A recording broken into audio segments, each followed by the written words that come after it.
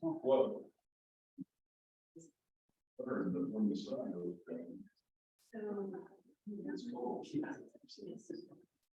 And it's cold.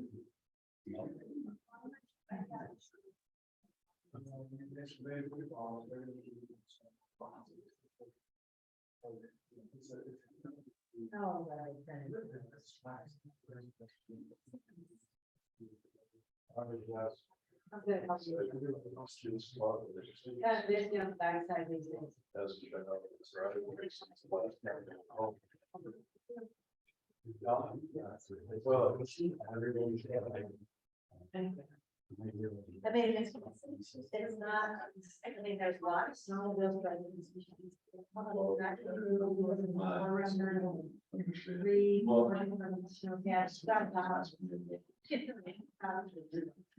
With all the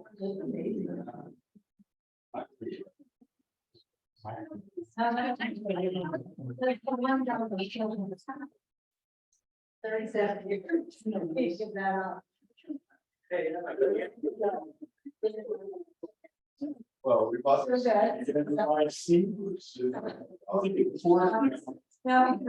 Well, it's just. He was up on Sunday. So we didn't board any bar. And he got the door on Bought it when she was 16. living down here. It's good. Yeah.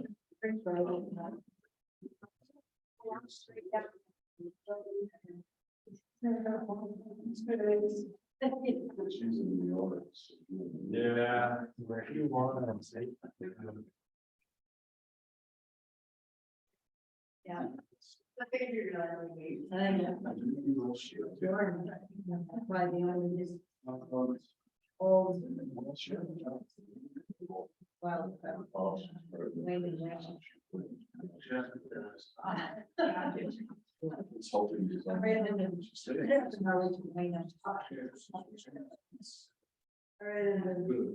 2 days ago. I said, okay. Not happy that door at the end.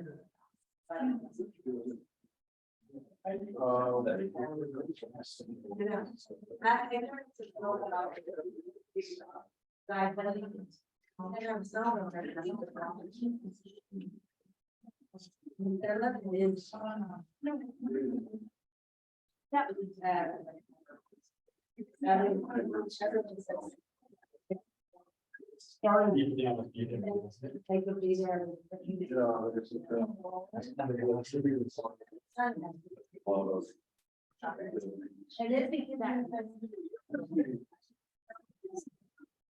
that.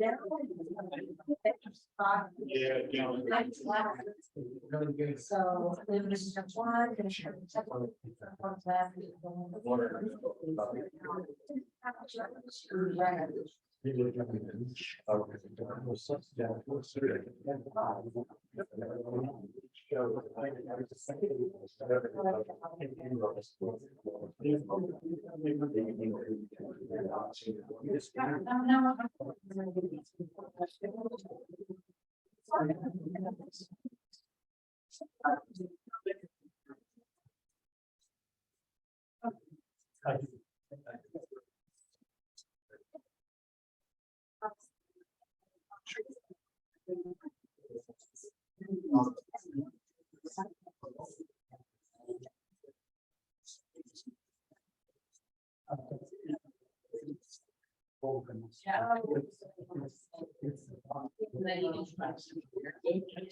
So everybody's smart.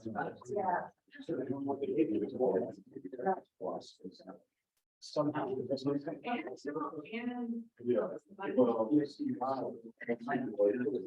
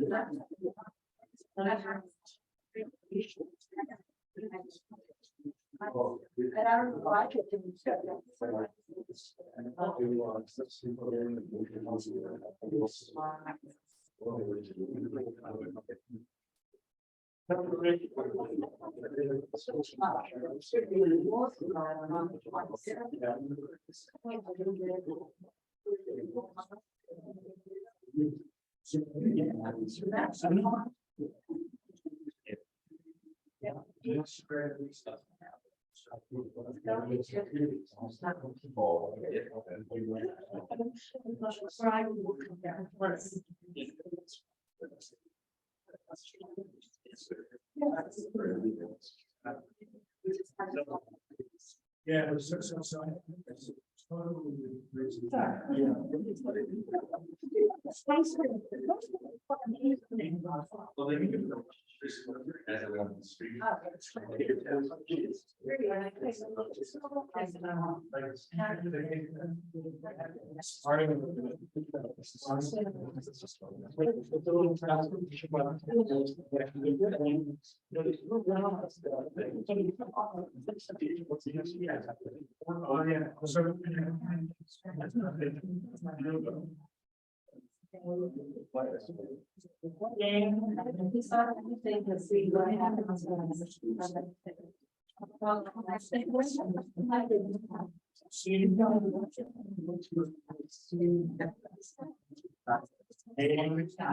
Concrete recommendation. It's so far on.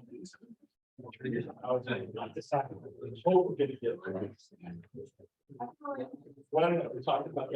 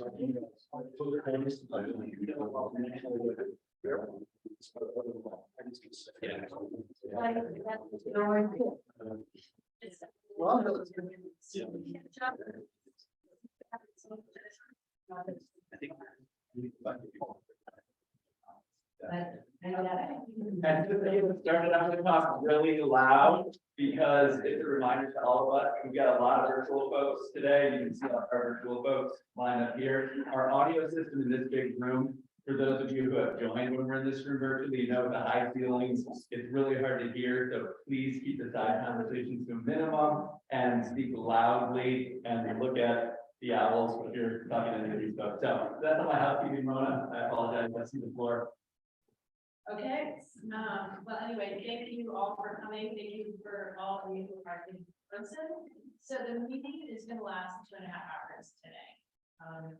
We want to get, it seems like what has happened in the past is we get to 6 o'clock and we're kind of having some really good fruitful conversations, and then we kind of like start to wind down and start to trickle out. So what we want to do is just be clear that they go to 6:30 and that may continue going forward. And so I think we've got some food that is either going to come or it's here. I smell the pizza, and please help yourselves. Yes. I just want to be clear, I do need to leave at 6. Okay. Thank you. Thank you for letting us know. Is there a password for the Wi-Fi? There is, and it's back there. It says guest, internet, and I can't read that. Innovate. Yeah, I know. I hope everybody brought your glasses this evening, so as we look at the chart. So anyway, here we are. We're going to go forward. We are really going to be honing the approach that we started on last week or 2 weeks ago with our dot exercise. And we're going to go forward and we're going to just review the dot exercise that we did last week. And then as part of the conversation, we're going to continue this conversation that we're having about on the dials and the levers and the ways that we can reach the goals that the county has set and we've agreed and committed to. So let's see, we have a slideshow, and I wanted to sit back there because I don't have eyes in the back of my head despite what my husband says. So here we go. Sure. Yeah. Yeah.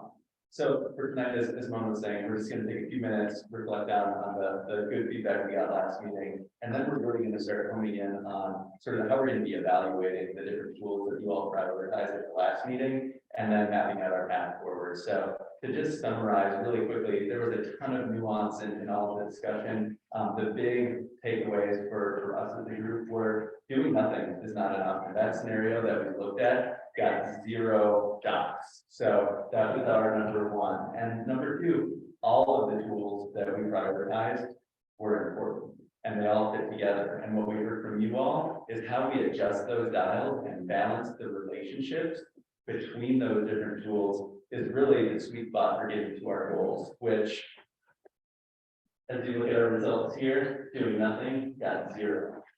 Scenario 2, the sort of built out comprehensive example scenario is really the floor area ratio.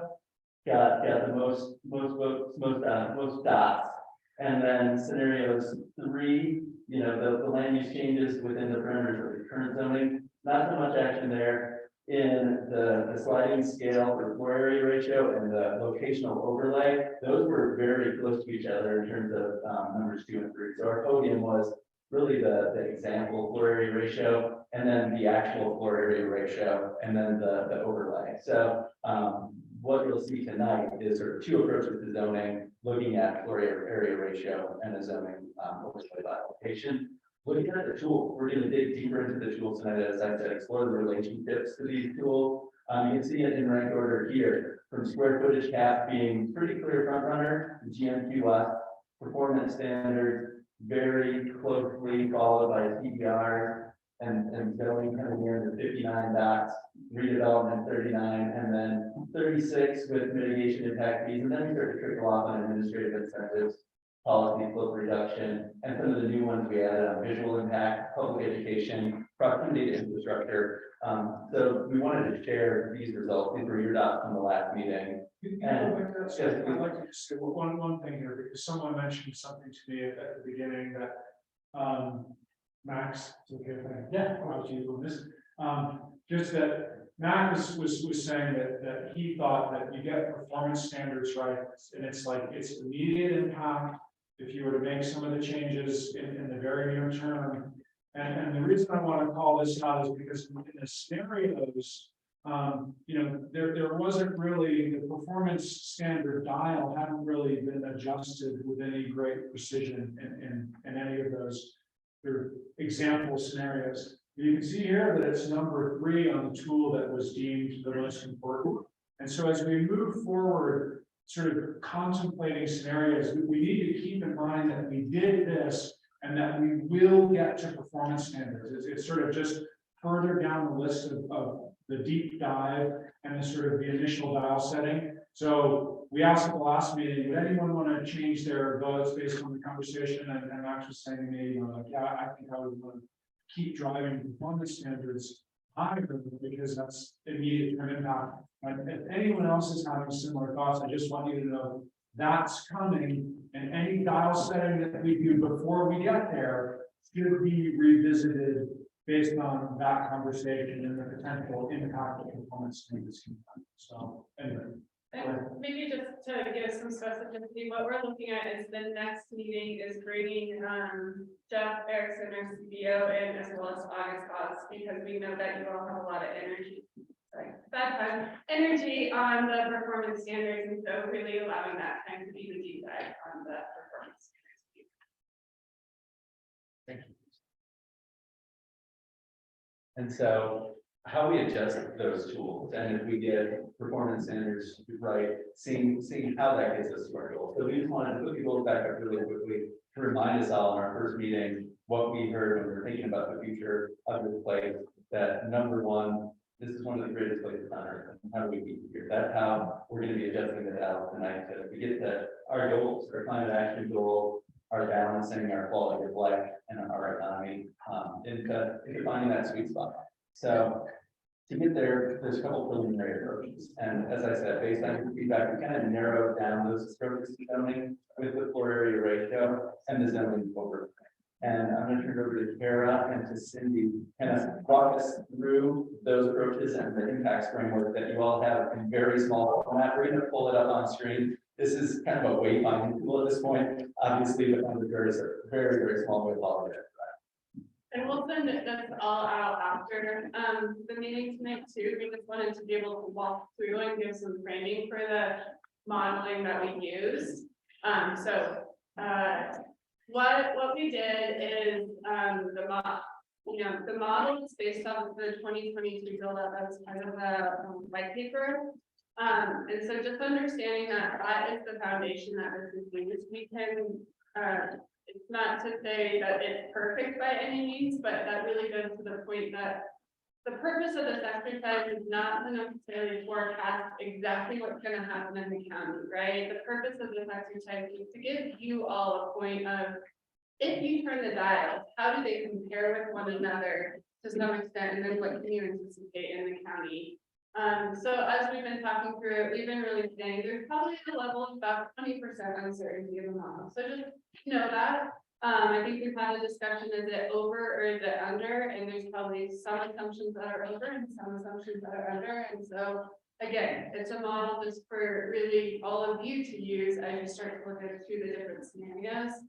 The other important piece is this represents maximum buildup. So maybe it takes 100 years, maybe it takes 10 years. There's no pacing involved in this.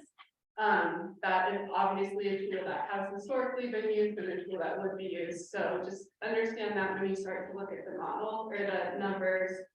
So just some quick facts so you can see how this all plays out in terms of what the scope of this committee is looking at. So this is all based on our GIS data. So when you take the total land in Pickens County, that's not federal, not in unincorporated, there's about 5,300 acres, or excuse me, 5,300 parcels, roughly represents 88,000 acres. When you take out and only look at what is residential, and this is by the assessor's data that's coding. So think of it again, this is the total residential built environment. It's about 80% of the total area, not total area, of the parcels in Pickens County.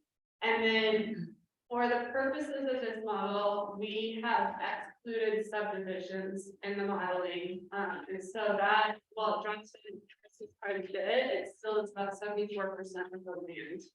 And it's important to know why we did that. Part of it is just a level of specificity that we quite frankly don't have time for. To understand which subdivisions may be built out, which ones might still have a lot of gross or square footage left, and we felt it was disingenuous to leave it in because it was probably too much of an overestimation, so it was better to underestimate in this point. So just wanted you all to know kind of what this model actually is, and it's not before we jump into the actual numbers. Recording in progress. One question, when you say subdivisions were excluded, if there's an individual condo complex that's maybe not part of a larger subdivision, would that count as something that was excluded, or is that included? That was, if there's an individual condo. So I think it is included, but we didn't capture the difference. It is only captured by the heated floor area of that building, not the common.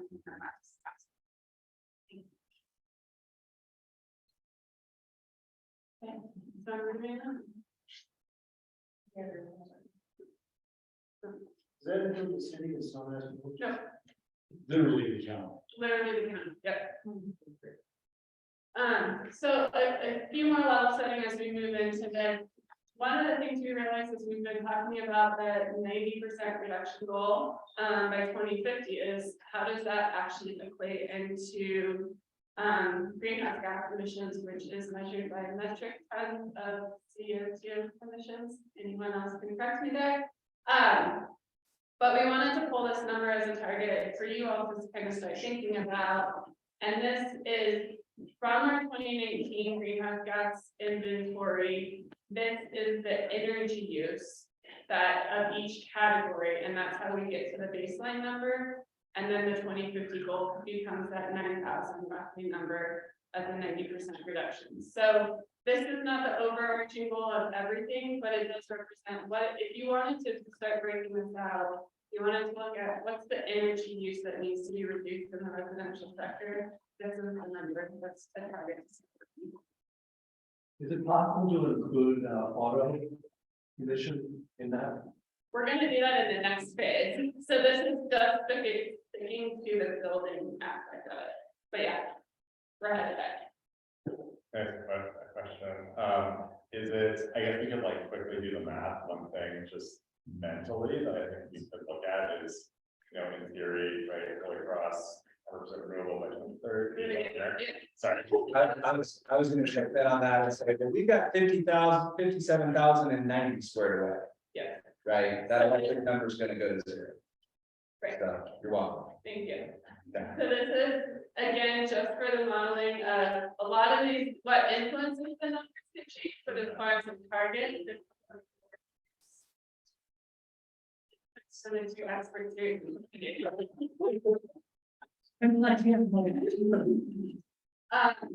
So just a couple other assumptions and then we'll get into the model. So to the point of what we use,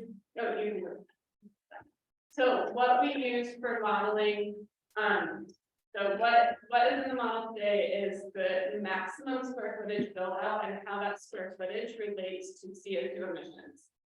We used, as you all saw in the packet, August has updated that 2019 analysis.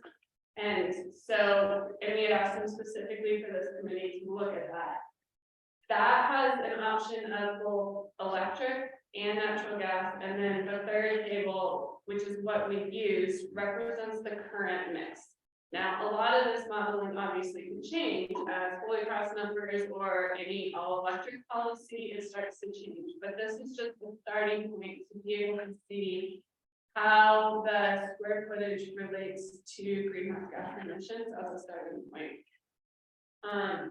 The other piece, I just jumping all around, the other piece just before we dive into the model is there are two FARs in the modeling. One is the AR2 aspect that is in the code today, and then the other is the Randy Glen option, as I will affectionately call it, which really adds in a breakdown beyond the 10 acre, and you'll see how that plays out. So just so you know, that's the two differences in the sliding scale that's presented. And then the third element is when we all met last time, I think there was a lot of confusion about the overlay, but there's also interest in the locational overlay. And so we wanted to kind of walk through that overlay process before we jump into the impact area. So with that, I'm gonna hand it to Cindy. Yeah, and is there a map over there of the, I might have to turn it around. Oh, okay, well, here's the faster recipe. All right, so what we did is we kind of revised the map from the last time that you saw this. And everybody said that they had a really hard time understanding. Last time, I think it was alternative 5 or something. And I wanted to go back over this a little bit. The concept is still such that an overlay is just another zoning tool. So basically what we did is we put an overlay in the entire county that only in this case relates to square footage. So the zone districts and the uses and the intent of the zone districts don't change. It's just a square footage model that we're playing with here.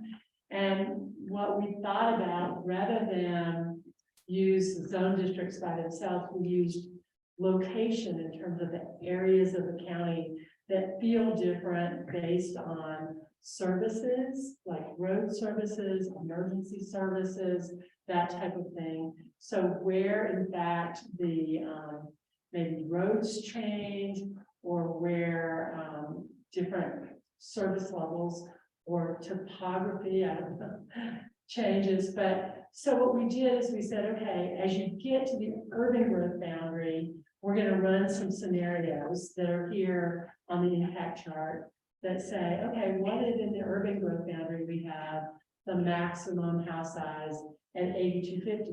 Well, what if we have it at 10,750? Or what if we have it at 12,000? And then we did the same thing with all those different colors there based on the location. And the reason behind this is because we heard you say several different things. We heard you say that you'd like to see more rural preservation. So this attempts to identify with our GIS where the more rural parts of the county are. And we started with rural and remote as the baseline, and that's that lightest color. There's a lot of rural and remote. And then it's also the national forest in there. So you can't really see the distinction from here, but then we went into, and that, as we know, is 1,000 square feet. So we weren't saying we were going to change that. But then rural, there's the lighter blue, and we said, well, let's look at that with a range of anywhere from 2,500 to 5,750 as far as residences in those lighter blue areas being able to be used as that. Then the valley is basically, we're saying kind of that broader sense of the valley where things where you have some services, but in some areas you still have your own water and sewer. You still have kind of a moderate level in some of those outlying areas to emergency services, that kind of thing. And then when we go to the more urban area, urban interface area, it's very hard to see here, but what we drew are corridors along the state road. The Highway 82, there's kind of a purple band that is 500 feet wide on both sides of the corridor. And then that have a little bit more square footage as you get closer into the urban interface with kind of a rural urban mix, but services are available along those corridors, emergency services. And then the urban growth boundary, obviously, where more services exist. And so we played with those ranges in the model. And if you want to go to the next slide, it kind of just graphic, oops, not that one, but that one. It just sort of graphically showed you. I thought it was pretty cute. From more houses in the urban growth boundary, more density, more square footage, all the way out to rural and remote. And what you also, we heard you also say, in my little attempt at character here, was the cow. In the rural area, and then, in the urban and rural interface, that's supposed to be like a school bus, where you have your services, where you still have a little bit. And here is a little bit more, of the scale that we're talking about. The map can change, the scale just kind of goes from higher level of square footage in the urban to a lower level of square footage in the rural. And we try to throw in some scenarios there. So is that a little bit better explanation? Do people understand it a little bit better? Okay. Okay, great. And we'll play out, you'll see in the impact chart how that plays out and how that's significant down the road. So I don't know if I really need to say any more about this. It's more about location. So this particular zoning map has nothing to do with that. It doesn't, it's not an FAR sliding scale, right? These are specific caps, if you will. And we ran them based on the different scenarios. What is the cap where 80 people would be in the urban area? What is it for 12,000 in the urban? And these were just ranges that you guys just guessed on? That we came up with for this. They're examples, right? I think the most important is it's a gradient of intensity and density from the rural and remote up to the UGB. And so I played with a couple models as examples for you.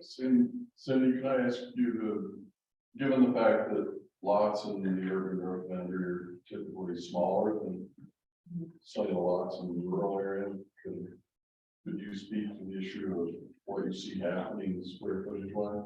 Well, in the urban area, and we already have floor area ratios. So we would really have to think about that. Are we willing to blow it up and create a different scenario in the urban growth boundaries that would give a different cap to any lot? Or are we going to probably, I would think, logically maintain the floor area ratio within the urban growth? Some, as we get into more detail, we'll look at all that, but you're right. Not every lot in the urban growth boundary can probably accommodate some of those higher end square footages today. So can you elaborate with this overlay idea? Is it the overlay that has preference over zoning, caucus areas, floor area ratios as we implement them in other zone districts that don't have them? I mean, up to you. I mean, that's the whole idea about it. It's a concept. If it were me, I'd say, yeah, the caucus already said that it would, so I'd be adjusting it there. That kind of thing. It's the concept, because everybody here said they wanted to see more rural preservation. You wanted to see more potential density or larger development sizes, more in the corridor. It was a reflection also to try to get to the more subjective nature of what's character. Because how else are we going to talk about character here? We have to have some way of looking at character. And this is one way to start that conversation. When you think about those rural areas on the map that are closer to the rural and remote, or way up Capitol Creek, where the road gets bad, and what's that character to you, and what does that mean in relationship to square footage? So it's a way of starting that conversation. Should it be different? Should it look different? Or should it have, is the sliding scale the answer to that? But the issue with the sliding scale with the FAR versus this is that the sliding scale, your homes are going to get larger as you get larger parcels. So you may not get that character question answered as easily with the sliding scale. If I have a big piece of property out in the countryside, is it okay to have a larger home out there, or is that gonna blow up my character concerns? And I, So I think that's what this does, it offers us that juxtaposition of looking at more of the character issues and the lot size issues. and if I may, I would add that you could conceivably have a floor area scenario. And this location-based overlay could just establish a cap based on location, still using a floor area ratio approach. So mixing and matching may be the way to go, where we end up, but as Cindy said, up to you. So I would say that I heard, I could just respond to your description of what you heard, was that I definitely heard, and I'd love to just for everyone to acknowledge, to the degree that you're willing. But we want fewer big homes further out, right? I feel like I heard that. So, you know, I think we're extrapolating, we want bigger homes closer in from that. And I think that this is where we want to make sure we're getting our encapsulations of what was said and desired. And I think that Suzanne's point of you can mix and match, you know, like that cap could be further out and but did what Cindy described sound like what you heard, or what some of you have said? Yeah. I mean, to me, it's more congruent to what we're faced with geographically.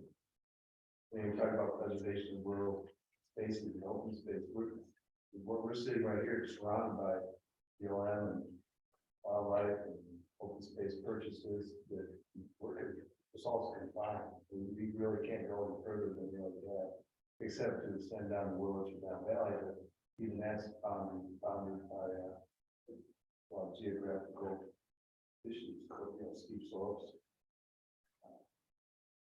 river corridors, everything. So to me, it's much more organic and it's much more connected to the character of the place than a big house out in the middle of nowhere. It does bring a lot of other issues to the table that are impacting the character of the valley. But prior to that, so commercial operation and ranch and tourist operation, not cattle. But does that also bring the expectation that a large piece of land would cost a lot of money? Therefore, theoretically, somebody who would want to go out and buy a large parcel would then be able to afford all sorts of TDRs and go the exemption route. So what's the real expectation here? Are we really expecting that these gorgeous, big, expensive pieces of land will stay at 2,000, or would we expect to just have more ferocious investment by the uber wealthy to still build a big house? In which case it could be net zero, in which case we have huge amounts of impact fees and, mitigation expenses, blah, blah, we'll get into that later, but.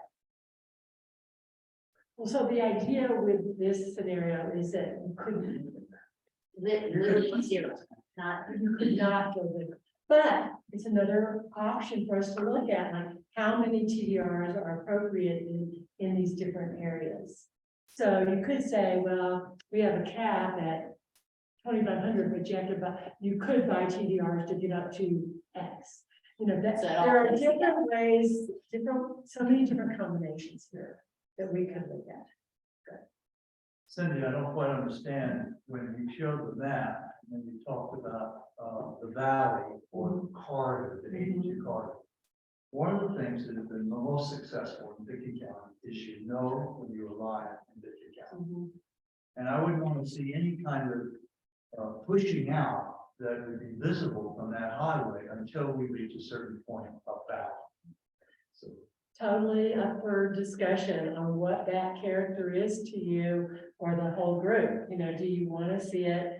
We did hear people say, hey, it'd be okay to have larger homes closer to the highway. So, we can play with the map, we can play with. I mean, that's one of the most successful things. I agree. As you come into Dickey County.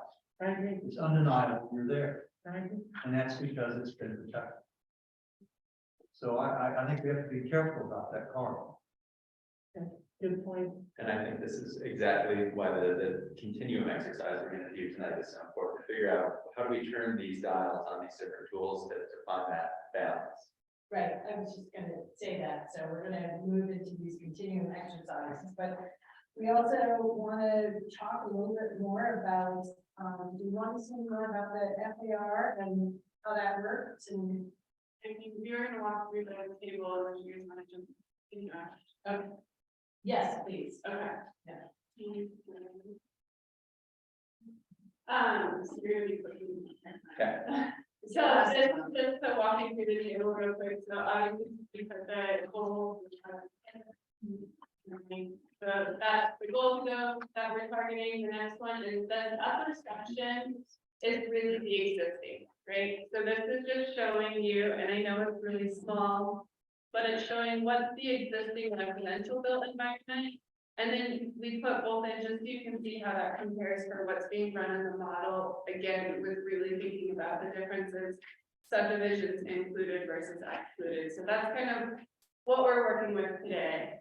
And then the rest of it is, so we have the flat house size cap, and again, all of these are just examples. We have, seeing a 15,000. So what is it if everything got built out to the max that is allowed today, and the caveat I would say is it's the house size max or the caucus area, whichever is smaller.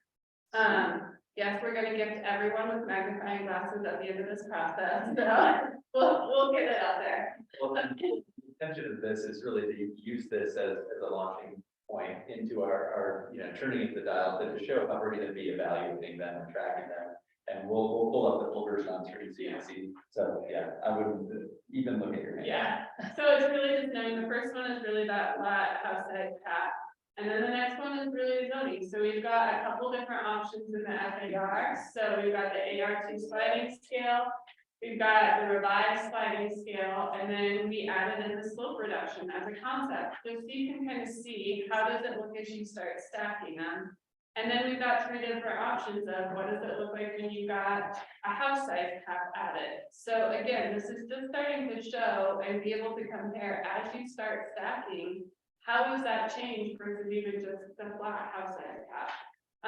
And then it's not in this visual, but we'll show it. And then the same concept again with that overlay. So what is it if you want to kind of top out at 12,000 square feet in the UGB and have a gradient all the way down to rural and remote? Or what does it look like if you top out at 10,750? And so again, it's just to show as comparisons how you can kind of play with each of these dials and where to get to the goals that you're seeking.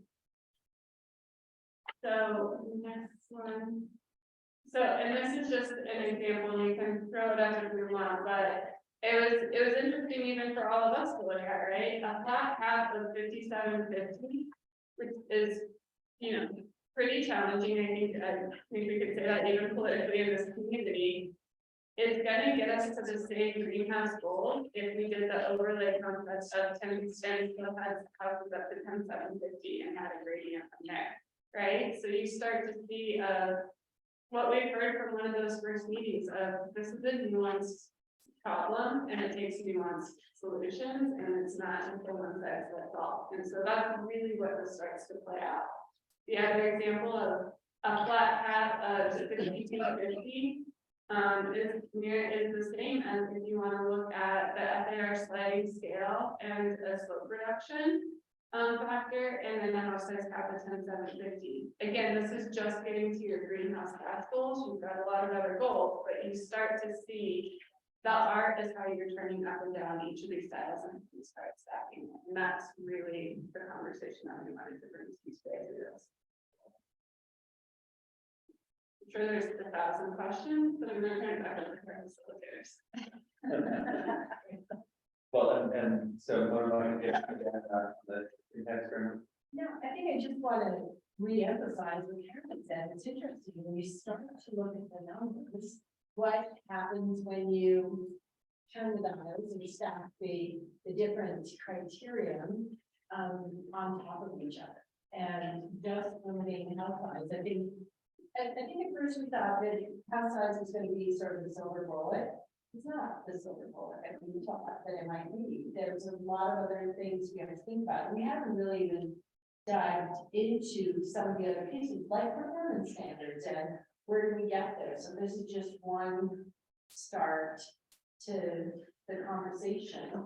And now we want to start adding in other pieces, and I think that's where our continuum exercise will help all of us think about what are the levers or what are the dials that we want to turn down or turn up, depending on how you think about it, to get us where we want to go. So, yes, here, please.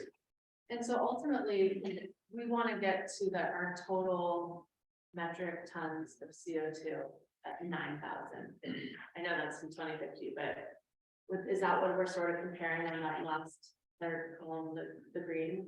I would say for right now, but that's what you have in this handout, which is not well in here, is that's just one goal, right? So you're getting that's the art that you all have is, yes, that's one goal, and then what are the rural preservation and other characters? Yeah, and then just noting it's a huge, massive lift.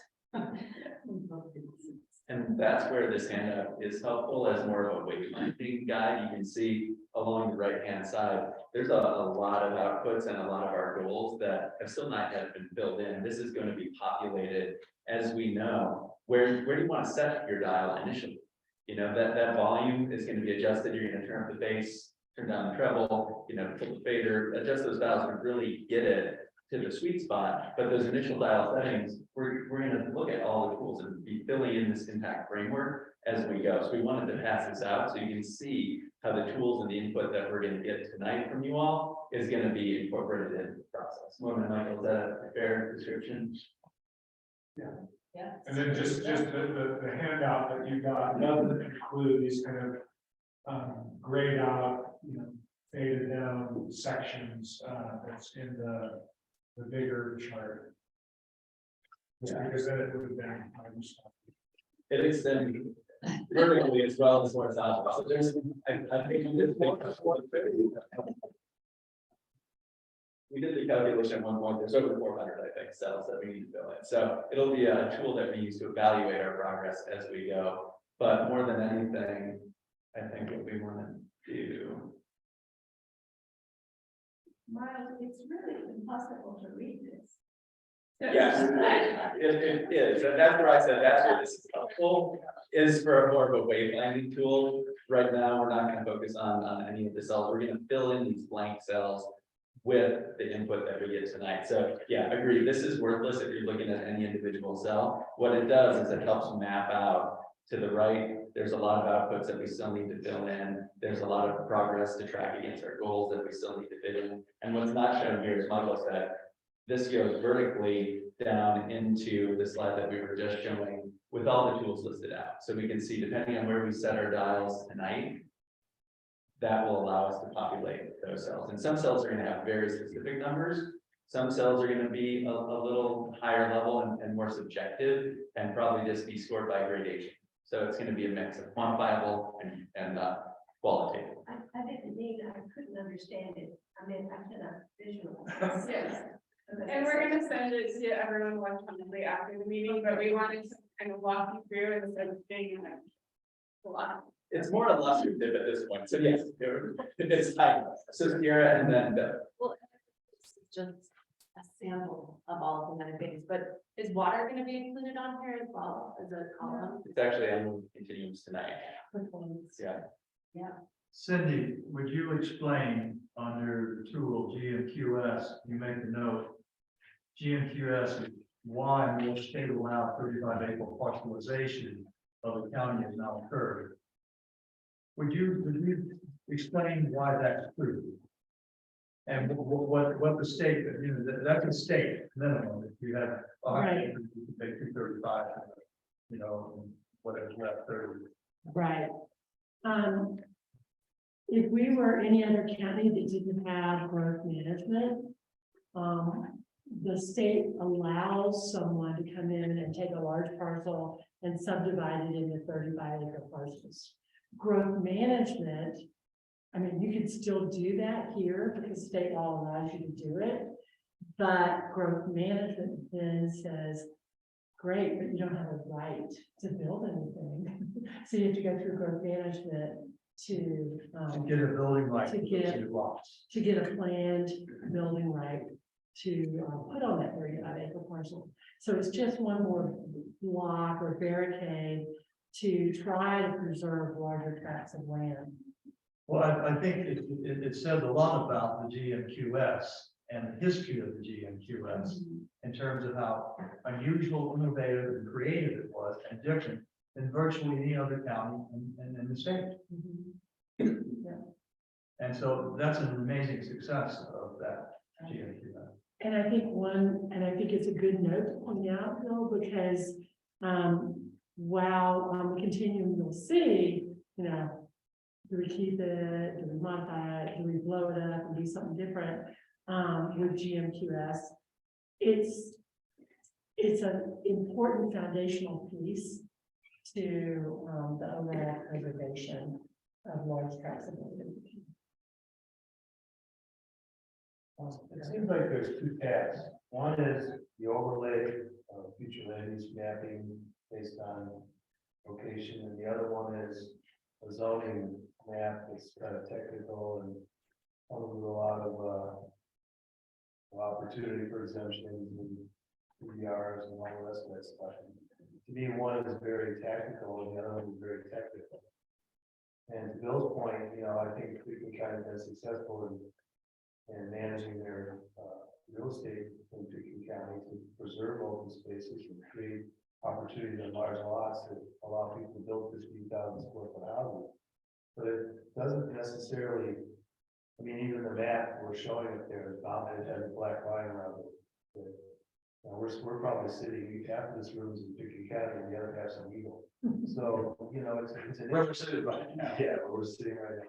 So, you know, the bridge right up the road here is in Eagle County. And the ski company building, I think, 7-Eleven's in Pickens. So you can see the relationship here isn't about where Pickens County starts. It's what do we do to balance what Pickens County is trying to accomplish with what is happening down further in the valley floor that is connected to this. I think the future land use possibilities are really tied to what Cindy's illustrated on that map. And if we get off in the left field on too much of the technical, we're not going to develop that global picture of what the character should look like. And that's my own personal caution. Is that, you know, I've seen the impacts for 50 years here, decision making and how it looks. And standing on top of the Elgin Hill above Wendy's, you can actually see the side of a house continuing out to the slopes. The crowd down here, and then seeing the open spaces that have been preserved. It's very obvious, you know. And someone said in driving, but that's not going to resolve the bigger problems with climate change or greenhouse stuff. No, it's really not. It's hard. Yeah. So that's where my mind's going. Which path do I want to use to solve the? You'll get a chance to make that choice in this next exercise. Yeah. Or suggest what direction. Yeah, which is, we're gonna be moving, I guess we're ready to move on to continuing exercise. Counter, I think that there needs to be leadership, and Pitt County's been the leader. And granted, Eagle and Garfield are not going to follow lockstep, but if they make steps the same direction, it's very similar to performance energy standards. If you look at the Pitt County and the City of Athens energy standards versus the rest of the western slope, you know, they talk about we create a market for more efficient furnaces and boilers and all of those kind of things, and then that market arrives, and then it flows downhill, and the standards rise the whole way. So we can't be in left field, but by having leadership, we can maybe drag the rest of the area along. So that's my counter argument to the fact that we need to, you know, be leaders. I think Eagle and Basalt both taking big steps towards. I agree entirely. I agree entirely. That's what I'm saying. We need to be, continue to be the leader so they can continue to follow us along. All right. Well, and I think, Oh, I have a question, and it's dark in here, I'm sorry, and it's about the table, which maybe I shouldn't be going to. But I'm confused about the top section, the existing square footage under current zoning. Existing square footage is 10 million something. Total square footage under built environment and assuming 60% build out is 4 million something. Is the 10 million what currently exists today? And the 4 million is what could happen under current zoning? I'm just confused about what the 4 million is compared to these much larger numbers. So the 10 million is both are what exists today. The 10 million is again going back to all residential units. The 4 million is what's used in the model and has the subdivisions removed. So Both exist today. both exist today. It's just so you can see. What we wanted to show is what actually exists in the residential, because that's what you all are putting in, and then just to use as a reference, what is actually kind of existing today for the model, and then the comparison as you move forward. So what exists today is 10.5, including all subdivisions. Right. If we went with a flat house size cap of 15,000, an additional 26 million could be built. Except the additional 26 is in the county, not in the urban, which is in the top half, right? But in the 10, I mean, in the subdivision, excuse me. The 10 includes Snowmass and Aspen No. and subdivisions, but it's not, it's subdivision. All the- everything. But the 26 is If unincorporated every- without the subdivisions though. So it goes from 4 to 26, not from 14. That flat house cap, size cap, those have nothing to do with caucus areas limitations. It's the minimum, so if it does account for the caucuses or where there's existing floor area. I want Jessica's eyes.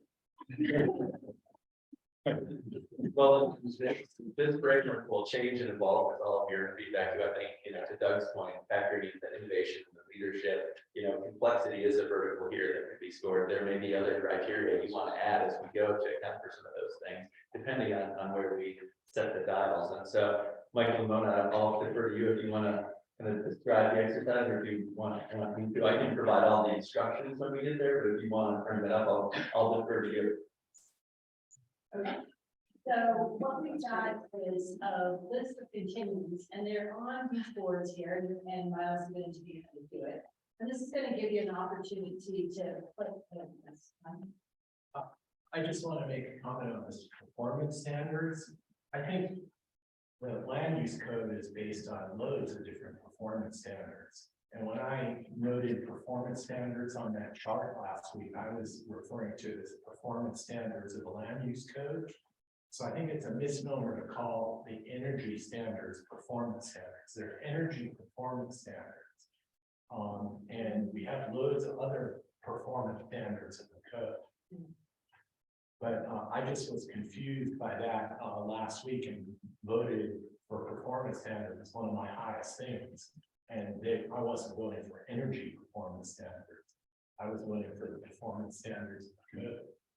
The land use. Yeah, Yeah, I think we understand it as both. I didn't get that.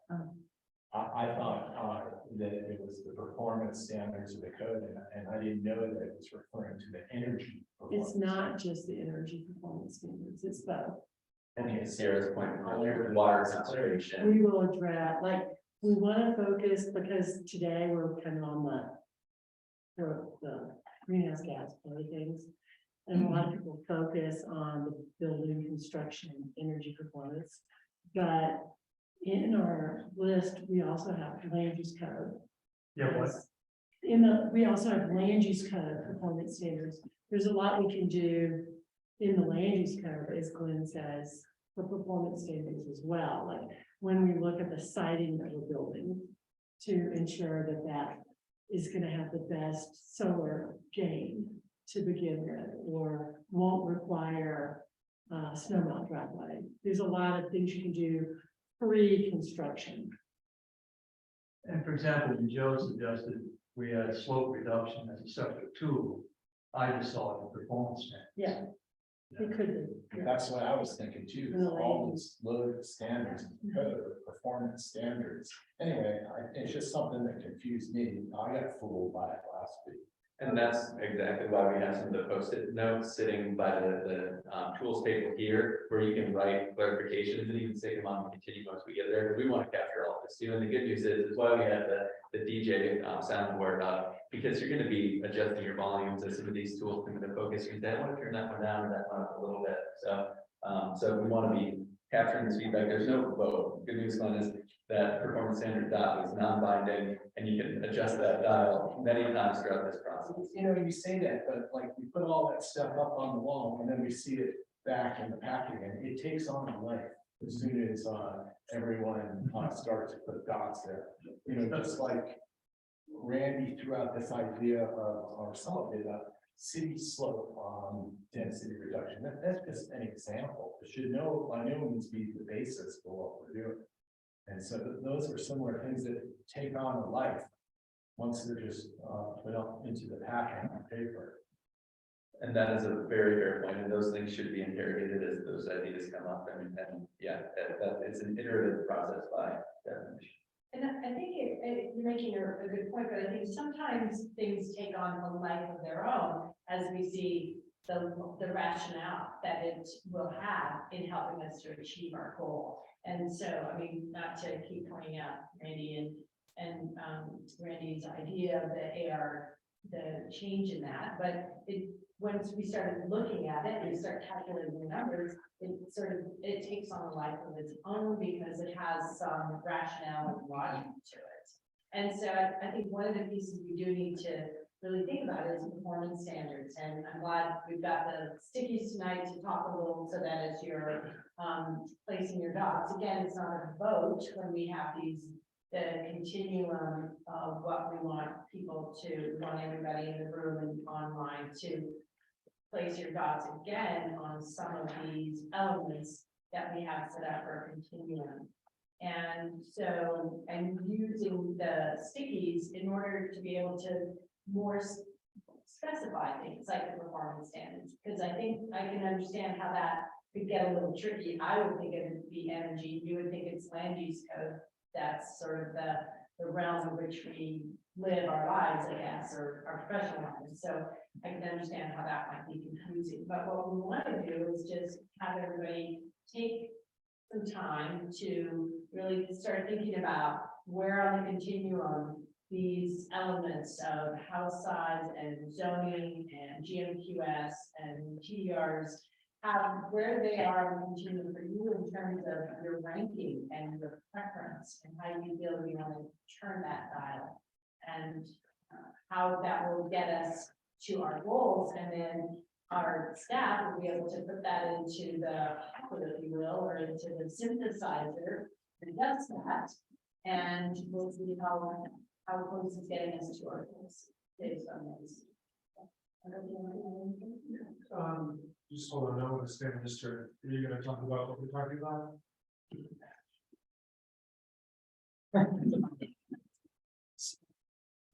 You make a really fair point, so I just wanted to acknowledge that. I think that, you know, the challenge with all of this is, do you come to a granular understanding of what every dial is going to do and then start setting them? Or do you come to an understanding of them and start to just kind of gut check where it feels like some of them should belong?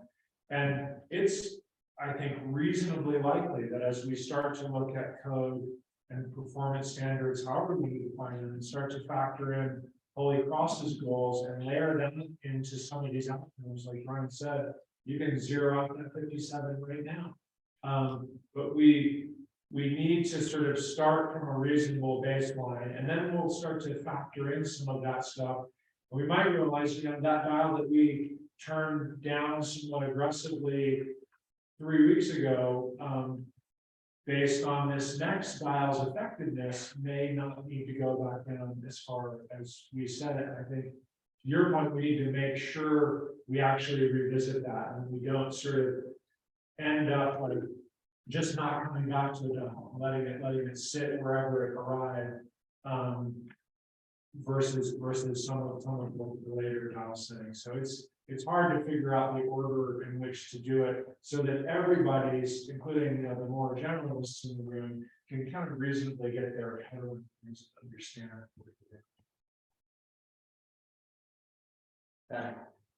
Can I put something out?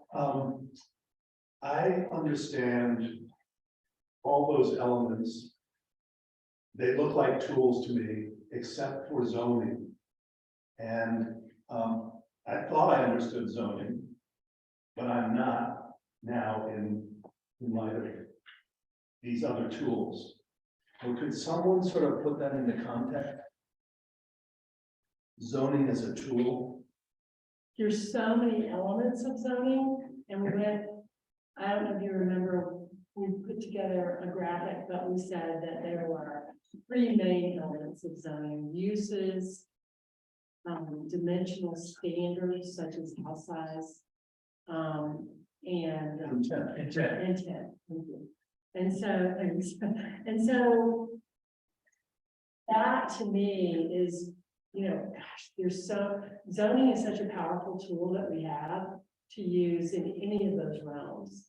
But tonight, we're really looking at zoning and how it works with your dimensional standards for house size, because dimensional standards are floor area ratio or an overlay with caps, the square footage caps. It's just an element. So and location is too relative to the intent of the area, the location. So I think, Tim, if I could, because I've been on this path of is it a tool or not, I think we're not saying redo zoning for the county at all, right? I think when we, as staff have been talking about it, when we think about zoning as a tool, is what tweaks a floor area ratio or a location base are options that you could apply in tweaking zoning if you think about it as a tool to look at all your goals. Or you could not touch zoning at all. Is also, so that's kind of how I've been thinking about zoning as a tool rather than not. And I think what may be helpful is just to run through the different tools and sort of the sub dials to each one, so that we can put them out there and then answer any clarifying questions that you have, Tim, because that's exactly what we wanted to make sure that everybody's on the same page. When we say zoning, floor area ratio, location based overlay, what are we really talking about? So maybe we can take a minute, just quickly run through the different continuums and then open it up for questions. I know Cliff has his hand up online, so we'll get to you in just 1 second. But these were the kind of top 5 ranked tools from you all last time.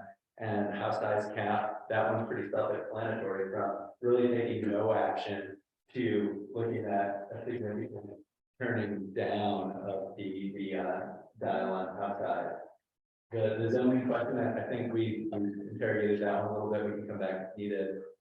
Looking at the GMQS, scoring exemption and reform, this would be looking at, how do we say from no action, GMQS is fine as it exists today, all the way to the other end of the spectrum where GMQS is broken and we should be blowing it up. On square footage exempt from GMQS, this is the current condition today, 5750, to really dialing down the square footage that would be allowed without that is exempt. And looking at TDRs, looking at sending sites, no action TDRs issued for all current types, too significant change of TDRs being issued only for rural preservation, receiving sites that TDRs can be landed anywhere in the county, to a significant change that they can only be landed in the UGB, for example.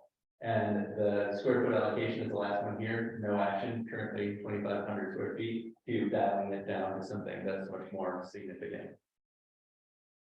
On performance standards, this one may need some wordsmithing, and that's exactly why we have these sticky charts on the other side of the wall, so that as you look at some of these tools, if your thoughts aren't reflected in the continuum options, the blank right-hand column and the post-it notes are for additional thoughts on how we should maybe be defining these tools and other sub-dials that we should be looking at. So performance standards here, starting at a very, very high level, to really set up some future discussions at our next meeting on energy efficiency. How bold do we want to be there? Water conservation is another one that's come up a lot in this group's conversation. So we wanted to get some feedback on how bold we want to be on that one. Can I interrupt you? Yes, please. So I guess going back on this issue of the performance standards, I'm wondering if perhaps the performance standards don't need sort of a subset within them. So that we have some more distinct meaning to what the performance standards are. I'm not sure, because it feels like right now we have the performance standards, we have the energy use, and we have water conservation. But to Glenn's point, if he's thinking of something else, he may not have any, I mean, you may still, but where is the issue that you're talking about relating to performance standards is represented in another continuum? It's chapter 7 of the land use code. There are standards for environmental standards. There are standards for services. There are standards for roads. There are all kinds of standards in the code, and they're performance related. And Glenn, I would argue that we're kind of getting in the weeds where I'm not sure this group needs to be. When I look at that continuum for water, I look at regulated landscaping, that's land use code. That's a performance standard in the land use code, not in the building code. So I think that unless you guys really care where something lives, land use code or building code, I think it's the idea that you just want to see it addressed, yeah. So these energy related standards in the building code, is that what these performance standards mean? Let's just call them what they are, so that, you know, they don't get confused with the land use standards. Sure. I just figured that everybody's gonna say, make it so, and then we go back and say, okay, this is what the land use code could do for that, this is what the building code could do for that, but I'm happy to be more specific. And I think to this subject is why we wanted to bring the performance standards back in more detail. And I think what I'm hearing is we need to bring them back on February 15th regarding what is in the building code and what would be in the land use code, because it has been brought to this point, and that's kind of why we wanted to say, let's make February 15th really focused on the performance standards and focusing more on the other tools tonight, but you know, you probably. Okay, and if you can just hold that right for thanks. So, all right. Yeah, Norman, did you have anything to add into that high level description? And I know Cliff has had his hand up. Cliff, I see your hand is now down, but if you wanted to ask a question, the floor is yours. Actually, I wanted to, hello? Can you hear me? I hear you. Okay. Tim asked a good question about zoning being a tool. If you look at like AR2, it's 2 acres. Should a 2-acre lot have a 15,000 square foot house on it, the same as a 30-acre lot? So that's where zoning becomes a tool, that each zone, there are appropriate and inappropriate house sizes for these different zones, depending also on scenic location and other things. But still, zone by zone is a very valuable tool to, I think, where we're all going to go. Cliff, thank you. That's a really good segue into our exercises, unless anyone else has any other questions. Okay, and we're going to have ample time for discussion after this. This exercise, as we've said, is an initial setting of the dials to determine where do you want your volume on some of these issues, and then we'll be adjusting. This is going to help us populate the impacts table that Kara went through. So it's by no means gonna be the last time we adjust any of these dials, but it's our initial setting to see how it sounds so that we can adjust. So be thinking about, as you set your dial, you know, what ideal dial settings would your own scenario include? And then we're gonna have some discussion about this after. What positions will achieve the goals that you and the VOCC have set forward and reflect our values around quality of life and climate action and balancing our economy? And also, how do you balance the relationships? I think that's the rich discussion that we want to have after we do our dotting is what's the right balance? We saw from the impacts chart, we thought that blunt instrument deposit, we took a lot of time talking about it. We saw there are actually some other tools that get us there and even farther. So we want to have some discussion about what you think the right balance is. And Chris, I know you had a question. Yeah, I wanted to offer us, maybe just offer an idea on the performance standards conversation, because I think it's an important one, totally hear where Glenn's coming from.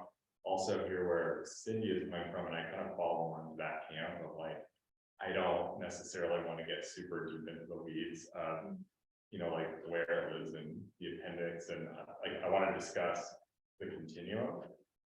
So I guess the idea I offer is maybe we just call this energy and water performance standards, distinguish it, and like be able to have the conversation on these spectrums, because one thing I've heard from you know, a lot of folks in our conversations today is that they do want to discuss these issues as tools to, you know, move towards outcomes. And like, let's make it accessible. Well, one of the issues that I think is very important for performance standards is transportation. It really hasn't come up, but I think it falls under performance standards. And were we to limit it to water and energy, we'd be excluding transportation or the option to insert that in there. Is there a reason why you can't just have an umbrella thing that's performance standards? It includes all the land use codes and it includes anything that could possibly be. Why limit ourselves? Right, and that's why we want to get really deep on performance standards at the next meeting, because it includes so much. And to Tim's point, there is a vertical here tracking the transportation vehicle vehicle miles traveled. So I think that's where we're going to be getting into. And performance standards, we debated on, do we even include it as a continuous night? There had been so much energy and discussion with all of you about the importance of performance standards. We wanted to take the temperature and just see how bold you want to be when it comes to the big ones that have come up, water and energy use, and transportation probably will be added. And maybe it should be just a big bucket. You can go right down the middle. If anybody wants an extra dot, I'm gonna call it an audible here. But if anybody wants to just group performance standards together and do one dot in the middle, wherever you think it should be, as one performance standard vote, a different color, maybe this can give you a special color to dot performance standards as a group. But again, this is the initial setting of the dial to see how does our music sound, so we know where do we turn things up, where do we turn things down to get us to where we want to be, to get us to where you want to be. And so there's kind of these little green, blue, black continuums. Think of the green is where you've got the little green circle, you've got the blue, the little blue square, and then you've got the black diamond over on the black side. So in terms of, you know, how bold do you want to be on some of these things? You're going to get 10 dots, 1 dot per continuum, and we're going to facilitate some pseudo-anonymous voting. So if you don't want peer pressure, we're going to kind of line up in queue and try not to look at each other's votes unless you want to share. We just want to provide some privacy for that. Mavis has all the dots queued up, and there is pizza. So please do your dots, get some pizza. I will be eating pizza after this exercise.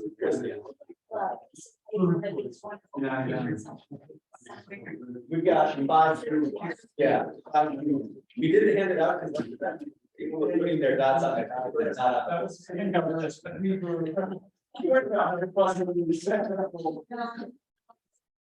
they could say, well, you gotta go to your dots. And maybe something like that, you could do a little clockwise motion and then go pizza. So our dots indicate how high our priority is on. Yeah, Where do you each item? Where do you want to be on each item in terms of, you don't want to see any change, or you want to stay to the baselines, they're over in the green element. If you want significant change, go you're over on the black. And it's supposed to be green, blue, black, I mean, like. Like. Yeah. it's supposed to be pretty circle. City's like, Are we gonna address any of the others outside the farm? yeah, this is the starting point, is that we can digest it, makes sense, begin to take these initial dial setting, population impact framework, and then go deep into performance standards at the next meeting. So starting point, again, we love the DJ example because we're gonna put the settings on, and Krista, we know you're our resident DJ, we're going to try to get you involved. Jeff was now. How would you vote if you believe that a higher energy use is built? Not one is not the plan of this community. Yeah. No, we don't. Thank you, Michael. Can we have 1 second? 1%.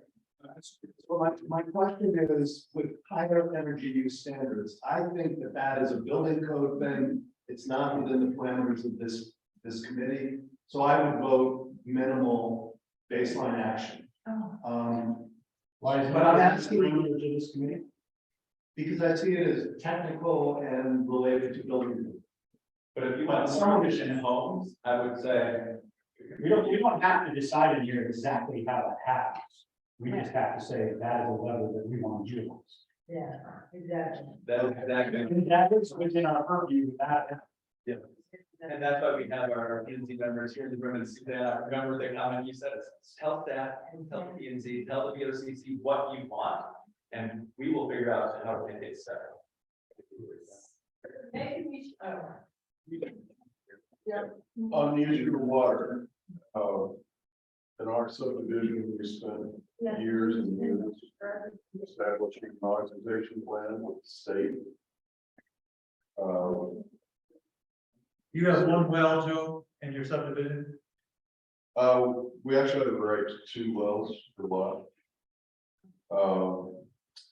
But I'm curious how the county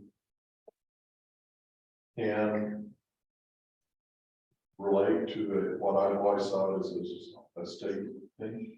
Yeah, we have, it's a whole technical thing with water rights and the county, you know, folks who are on wells versus people who are hooked up to the municipal. So we just want to get, where do you want to go, the magnitude you want to, and then we'll play with it as best we can and come back to you and say, hey, we hit a wall here in this one, or hey, the attorneys think maybe we could do something. So we just really want to understand what's important to you, like the water is important, so.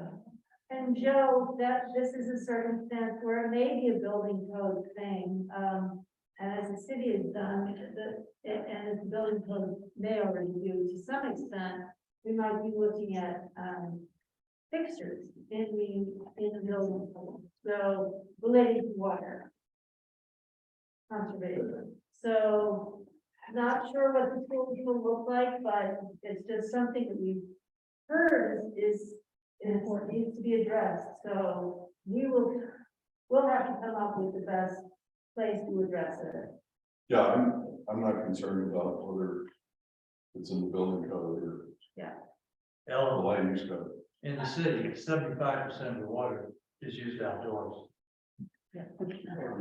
And you're municipal. why don't we start, what we could have, if we continue the conversation, if we could get everybody to move towards dotting, using your dots to put them on and continue, and you can have some of this conversation. I have 10 dots in 5 spots. What are we doing? 2 on each. I'm gonna do this for everybody, including the online folks, and then hopefully you can hear me, because I'm just gonna walk the online folks through the same thing. So there's 1, 2, 3, 4, 5, 6, 7, 8, 9, 10, continue. So there's some stuff. Yeah. Yeah. So there's And then if anybody wants to do the overall performance standard, Yeah. ask me to be different. But we are diving deep in the next meeting.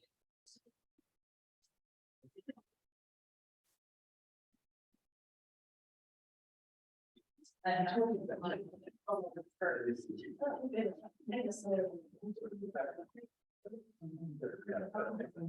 I get it.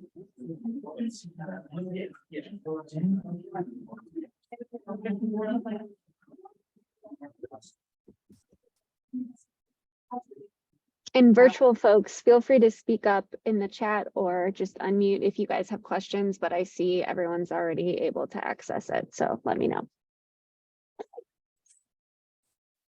Well, no, I can try, and then we'll learn. Yeah.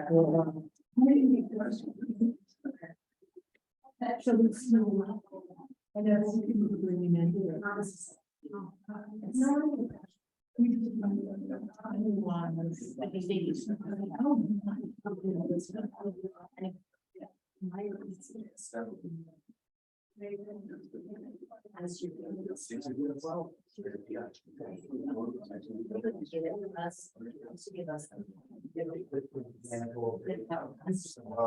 Hard work, right?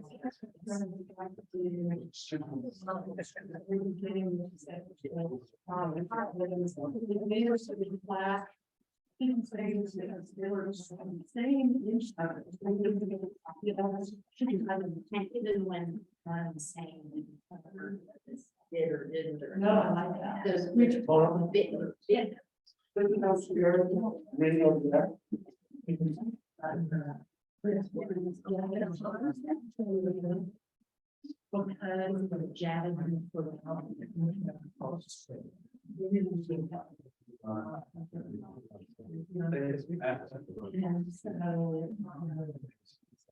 This going forward. I know that.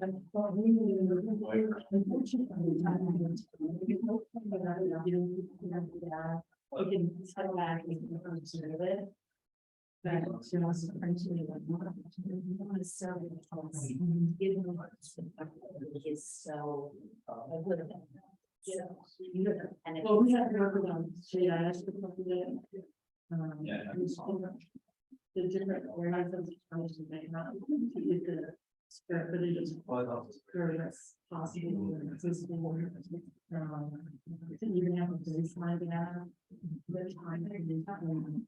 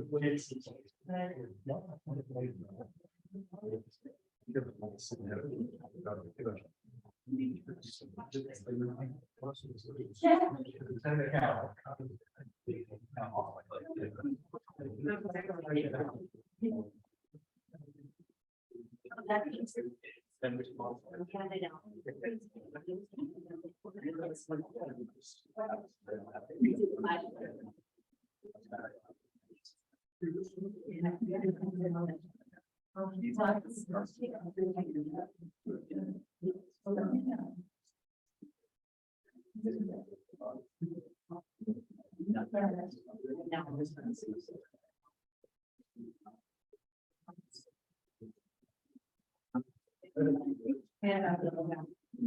I know.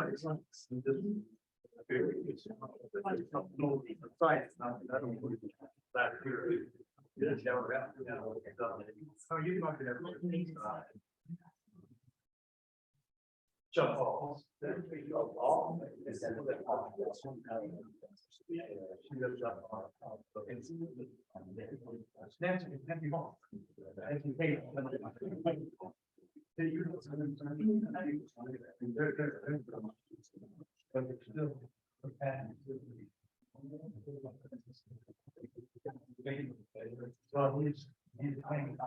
So maybe we can want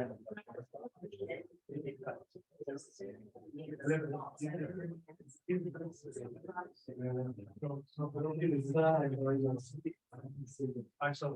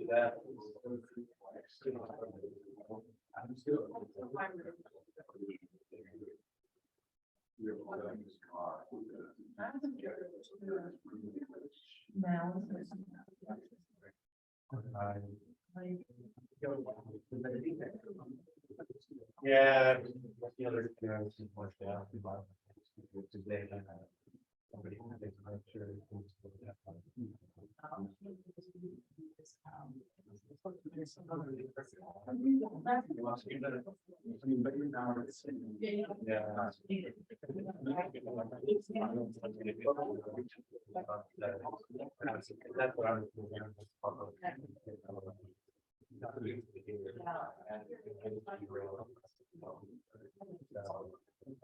Yeah.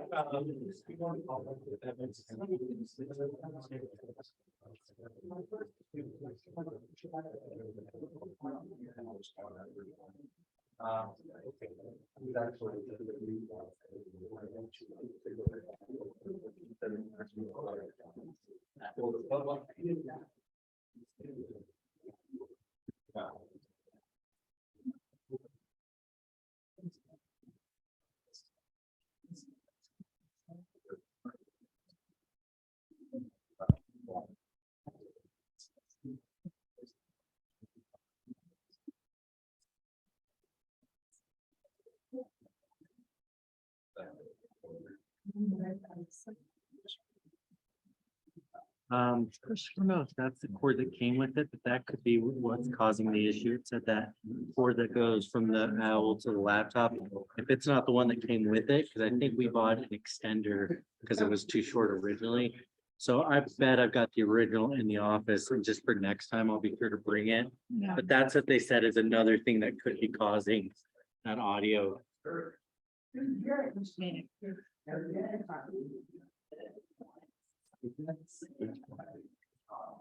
I get scared when they start blinking at each other.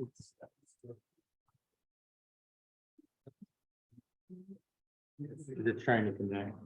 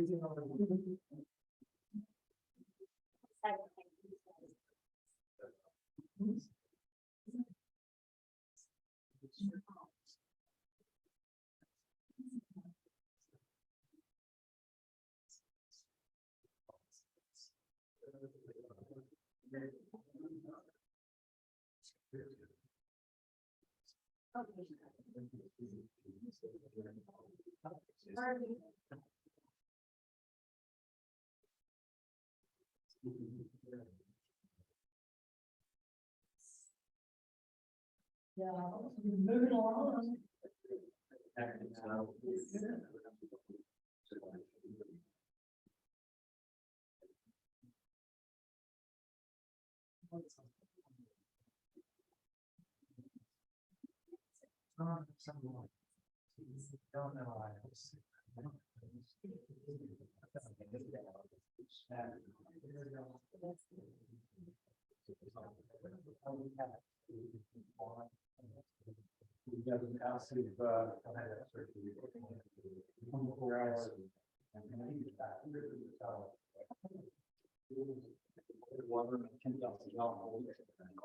No, we're not playing tennis.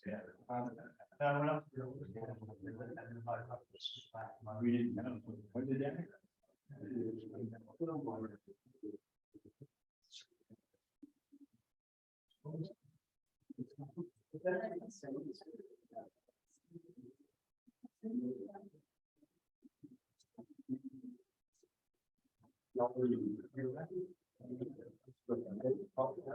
No.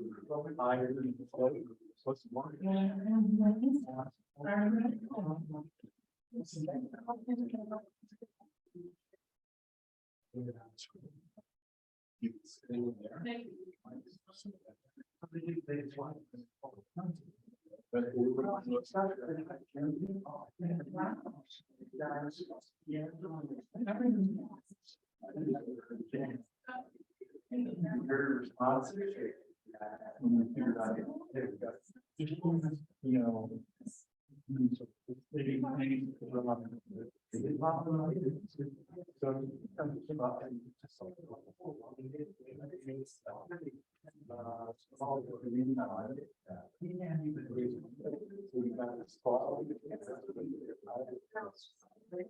Monday night. Back. mean, you got one, I'm not sure. It's all, I mean, well, it's not the easiest. It's all.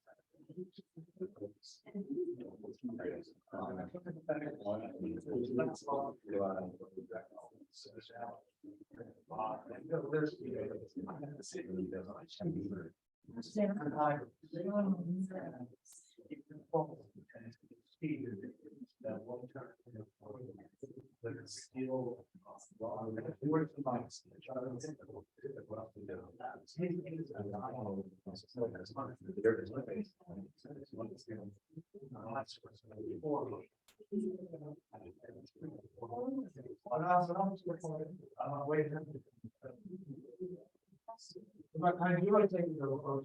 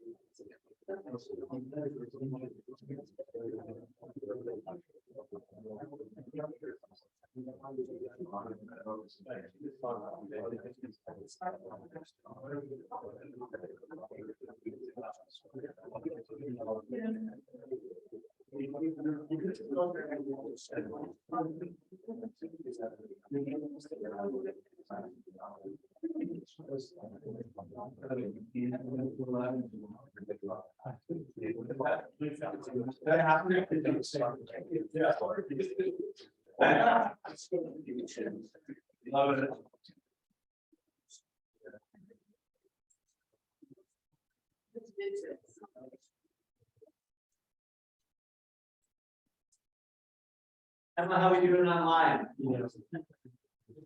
We are doing great. I'm just inputting Cliff's answers now, but all other online members have completed the exercise. Excellent. So we've got all of our dots dotted. Correct. Okay, we'll let you share your screen as we're going through, and you can toggle through our virtual results, because we're gonna have one conversation about all the continuums together.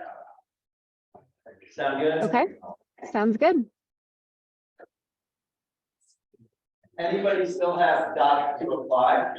Yeah, I have not done. Okay, Tim, let's do the 2-minute warning at 5:40.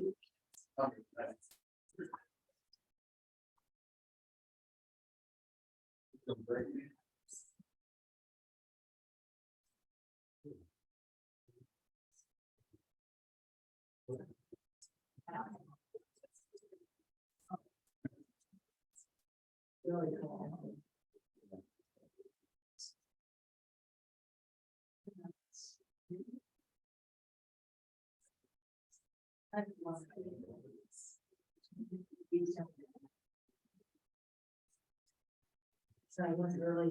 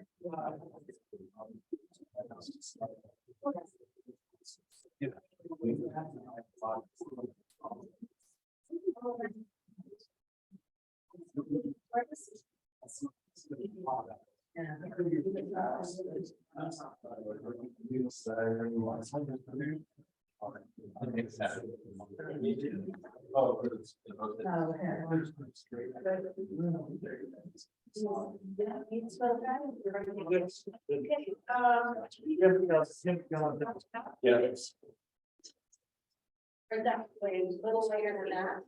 So, good, think about what or what you want to say. And then convene and we'll have a conversation. And you can figure out after to add cities to this table too, and we can even share this online, so we can add additional value. There's a lot of activities. That just means persistence and moving strategy. I don't want to. Oh, yeah. Chair about it.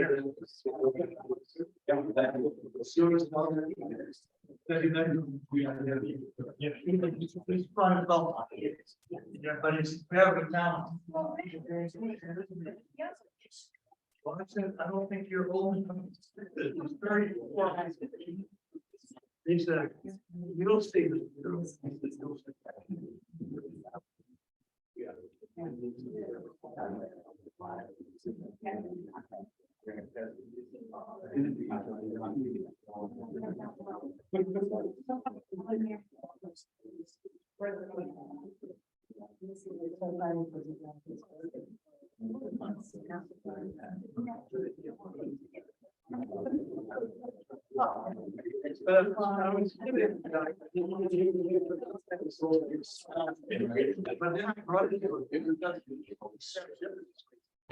Who have a wife or here to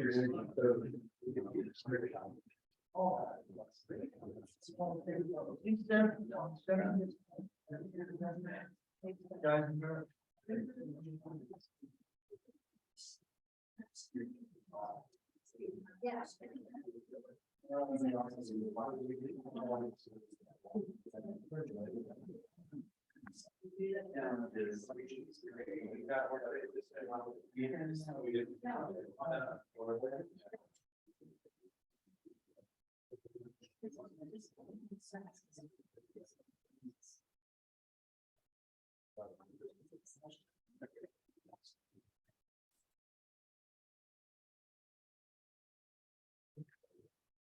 And if you want to bring up our results on screen from our virtual participants.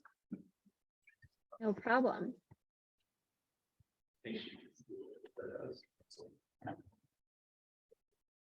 Excellent. We'll take one more minute. I'm gonna go bring some folks in from the hallway.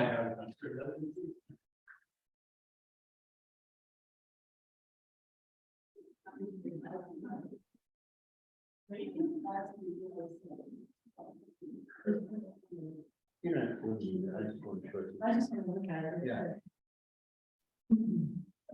Mine has a picture of it, and I'll- Thanks together, everybody.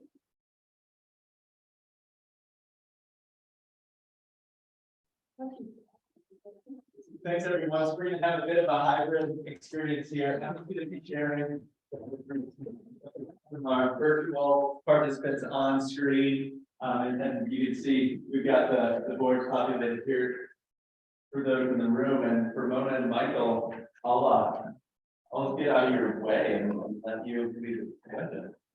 Hey, wow, okay, so now we've got all of these boards here with the continuum all over the room, and are we gonna have the please, or here we are already, this is it? Yeah, I think we'll tally them up after, like we did last time, but what we'll, I think, want to do is see where we see some of the trends and clusters. and really go around the room like we did last time. Certainly it's up to you and Michael, but one of the questions I think that is most interesting is how did you balance the positions of the different dial settings? If you were turning one thing up, did you turn another down? You know, what was that ideal scenario in your mind? But Michael and Mona, the floor is yours. Well, I was gonna ask that question, if anybody wanted to just jump forward and we could go through these and should we start out by just going kind of high level with the continuum, so we see? So, okay. Michael, you want to do that or?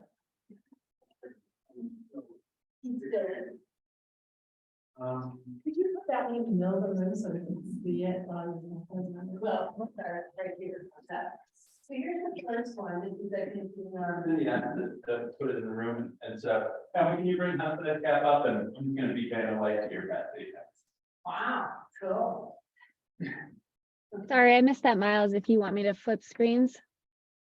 No, house size cap Okay. is perfect. So it's interesting, we've got, dots spread across the whole continuum here between 15,000 and 5,700, and it looks like, I'm not gonna count, but just eyeball, it looks like there's kind of in between the 10,000, 5750 square footage. We've got a equal spreading of the dots across that. Across those two areas with a few dots here and for in the no action and 15,000 square foot size for the maximum home size. So some no change, but still continuing to look at 10,000 to 5750 square foot. This feels not too dissimilar from kind of where it landed the first go around, actually. Yeah. Say, one. Can I make a comment? So I put my dot on no change on this one, because for me, the size cap is determined by the items on the zoning chart.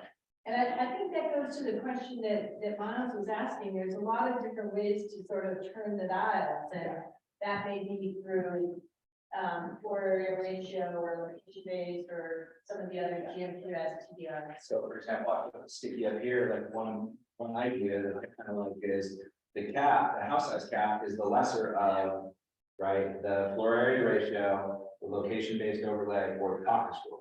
Whatever's the lowest, that's the cap for that particular parcel.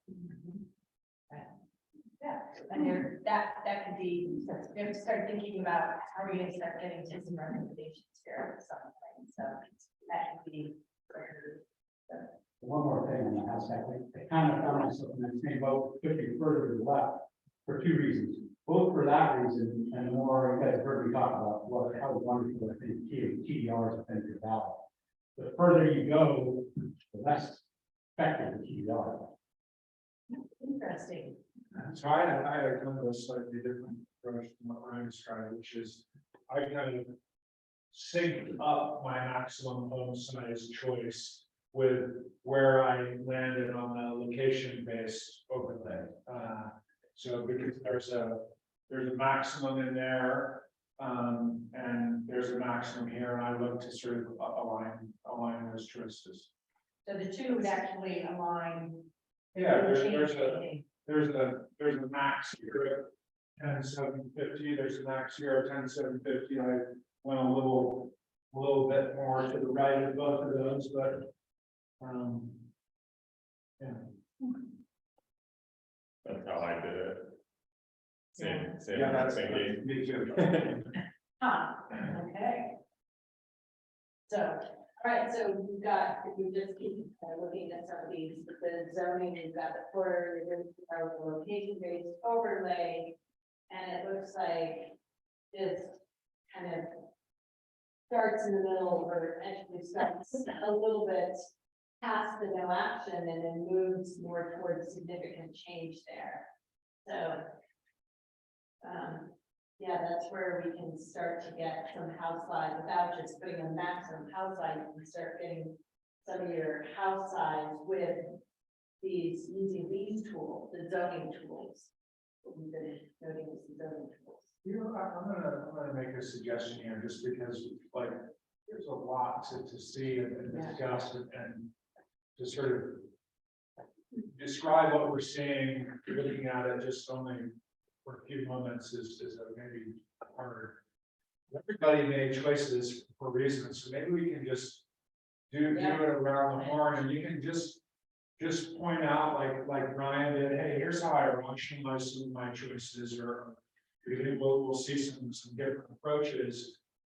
And just speak to your, if you want to speak specifically about some of the choices that you made, or why you chose this versus that. I think that might be the best use of time, because it'll also help us understand how some choices are informing others, if at all. You know, some people might have. Yeah, and we wanted to have a little time for maybe the stickies too, so thank you. And what I love about that format is it also gives everyone a chance to talk about what else did you add that maybe wasn't here, so we can address that too, and hear from everyone and listen. Yeah, sounds great. Chris, you want to start? I mean, we don't have to, we can popcorn around the room too, if you want to hang on. I'll start. Great. What about Max on the other end? of this? Sure. I'll start, speak generally to some of the specifics. I start with broad, you know, what is my kind of broadest limitation that I want to see, whether it's home size or home size and location, because I feel that's like the backdrop, if you will. And then the other detailed tools are more granular within that kind of broader framework. So looking at the location-based overlay, I feel pretty strongly that that's still one of my top, you know, concepts of starting as an overlay, not as a rezone, but as an overlay. Then within that overlay, there's additional restrictions that you can have. So it's not like rezoning a certain location to a larger home, you have a cap, the maximum you can get there. Then I looked at the different tools, you know, for instance, performance-based standards is another piece I think is very important. That should have some governance then on home size, and that was one of my stickies. And that if you're going to get a larger home, you need to have a higher standard of performance. And not every home and every location and even every site characteristic will allow for that. And maybe it has to do with aspect, you know, is directly north facing and constantly in shadow and a horrible place to build a really large home that just suck energy all winter long versus something that's more, you know, suitable for a larger home. So not focusing on any one performance standard, but knowing there's a lot out there that would take, in this location, I can build a 10,000 square foot home as a max, but there'll be other tools within that kind of ratchet that down. So I guess, you know, I had my home size, on the location based overlay, I was, you know, more or less in the middle, a little middle left, and then let, you know, fixing GMQS for, you know, more rigorous scoring. Again, finding those smaller tools, more granular tools, then govern the ultimate home size within that broader overlay framework. Who wants to go next? Anybody? All right, Max. I think that county goal, because I think what you started with, something that I've been struggling with, and I told Michael about the start of this meeting. For some reason, unfortunately, when I left the last meeting, I felt really disheartened. And I couldn't put my finger on it. And the more I looked into it, and then after I got these handouts, it became more apparent to me. And I think what's happening is I'm finally starting to form my own opinions. As I said at one of our first meetings, I really came in here not knowing what to expect and not having a strong opinion on how to solve these issues. But I hope that from these conversations I will get there. And I think I am starting to get there. But I realize why I was disheartened, as I personally feel like we've gotten sidetracked. And what I'm saying is, I think we're thinking too small. I think we need to think much bigger. And what I mean by that is, you know, 90% of our conversations have been based on house size. And I realized that's where I was getting stuck. It's like,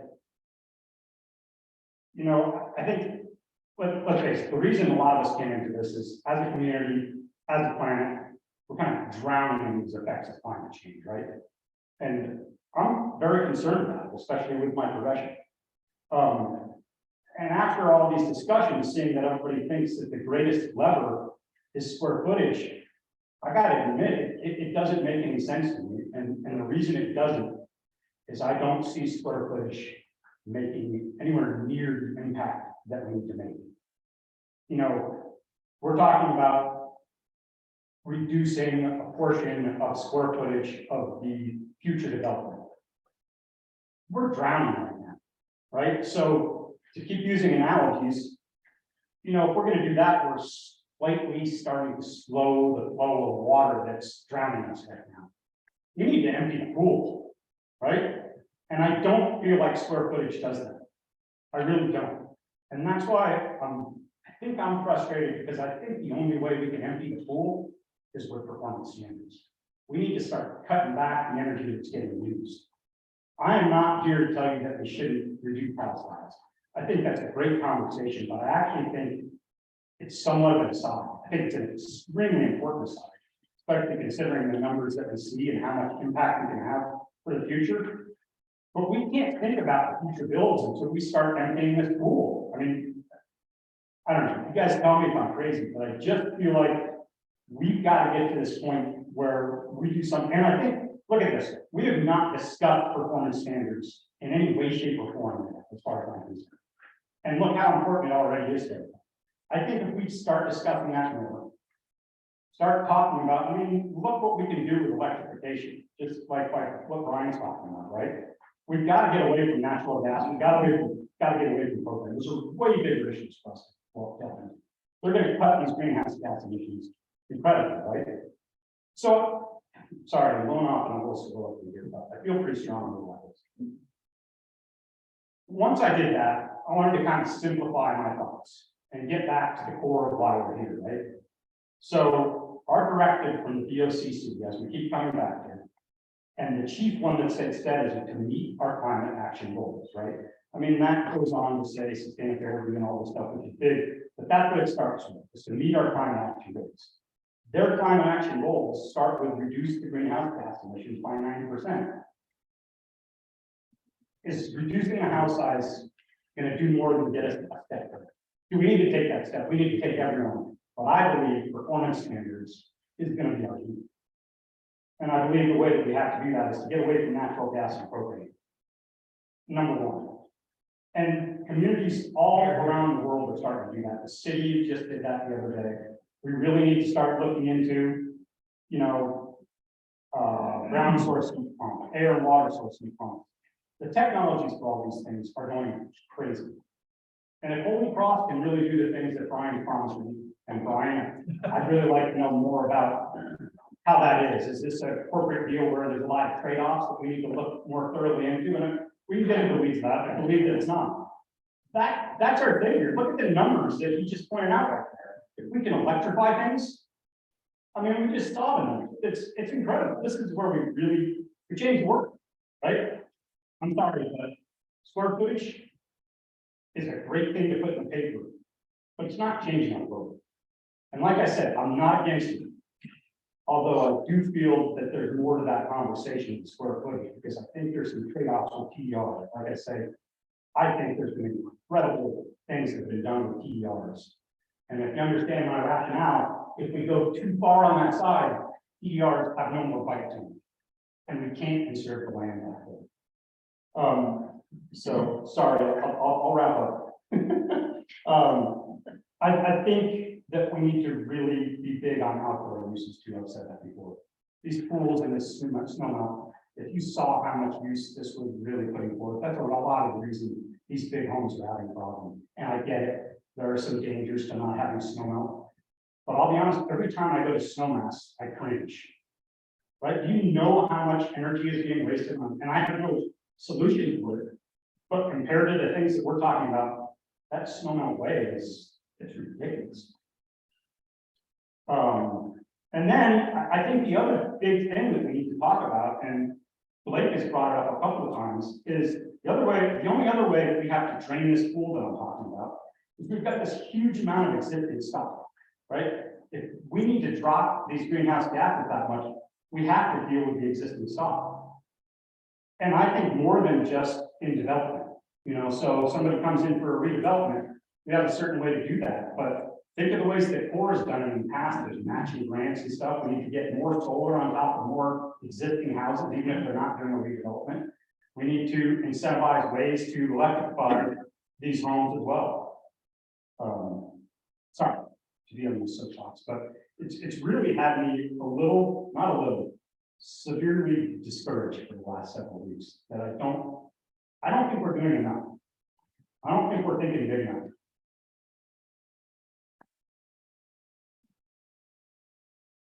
All right, well, there you go. Sarah? Yeah, somebody started off the discussion talking about evaluation, different tools and so on. And when you get into evaluating what's out there for us to use as levers, it's pretty difficult if we're not all on the same scorecard. And performance standards generally can be diluted by exemptions, mitigations, all the things that communities needs, or somebody just writes a check.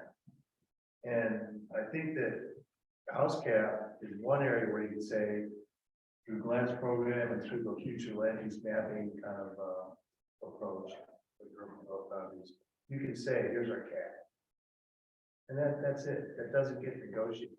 Zoning, GMQS, TDRs are all negotiations. And they're often third-party negotiations that come into the room. This TDR is benefiting a guy up the Crystal who's lived there for 100 years. His family's going to get some return on their investment that they've made in the community and so on. But performance standards can reflect what gets negotiated. What's the soft approach here to these? What can we do that's easy to fix in GMQS and TDR programs? And we can blend it into performance standards that can be fixed.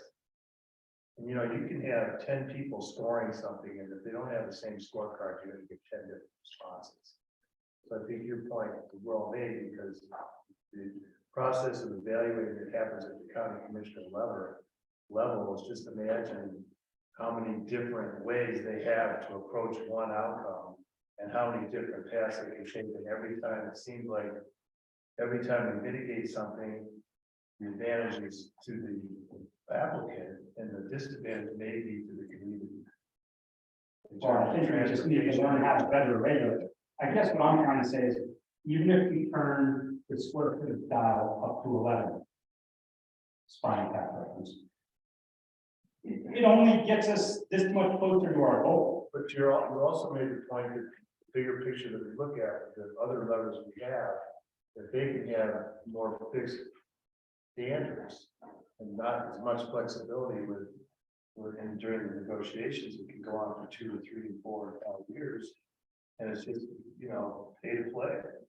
If you want to stay in the game, just keep cutting the check. And then, what happens is we turn over staff, turn over elected officials, turn over the community, demographics change, and feelings change about what's acceptable. So is that, I don't mean to. Yeah, I don't want to debate it. Right, do you want to tell us how you? I look at talk about the path of least resistance. For me, performance standards that are clear and concise, that are related to geographical locations and demands on transit or infrastructure or schools, whatever that it is, and workforce specifically, are the ones that we can't relax. We have to do something to drain the pool.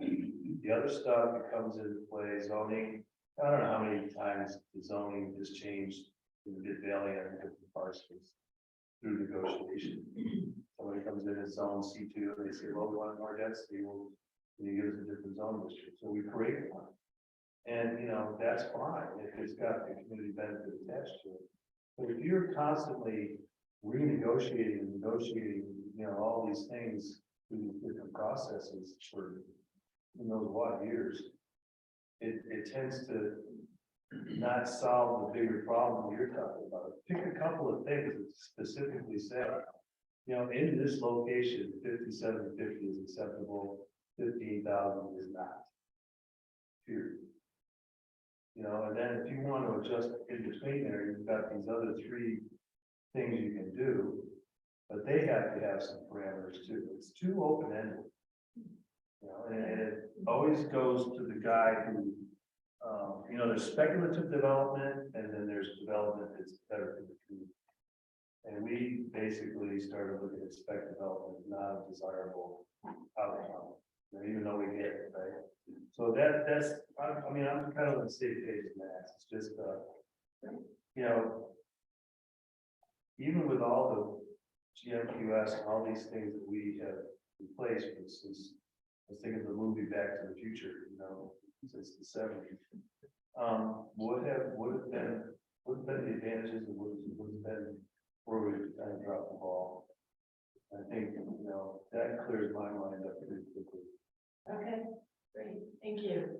Ciara, do you want to share? Yeah, I just, Max, I really feel you, like, I just feel like we need to treat this like the crisis it is. What really discourages me is the current trajectory that we're on. Like, I don't know how it's acceptable to have a home that's bigger than 5750, quite frankly. I mean, if we're talking about carrying capacity, like, we would need like 50 Earths for everybody on the planet to live like this, and I feel like we're getting a little bit too narrow in our valley. Like, you know, not only is this water, you know, the water that, you know, is feeding to the Colorado River and feeding, you know, caring for 40 million people, it's also like Powell are disappearing. That hydrological power goes away, that's another millions of people who are affected by that. So I just, I think the performance standard thing I'm really sold on, like, we need to go there because we need to look at existing stock. I think rather than just like looking forward, and I think of those kids that came into the Board of County Commissioners and was like, you need to declare this an emergency because it is an emergency. So I'm just feeling like we don't really have an excuse for incremental change right now. I'm mostly tool agnostic.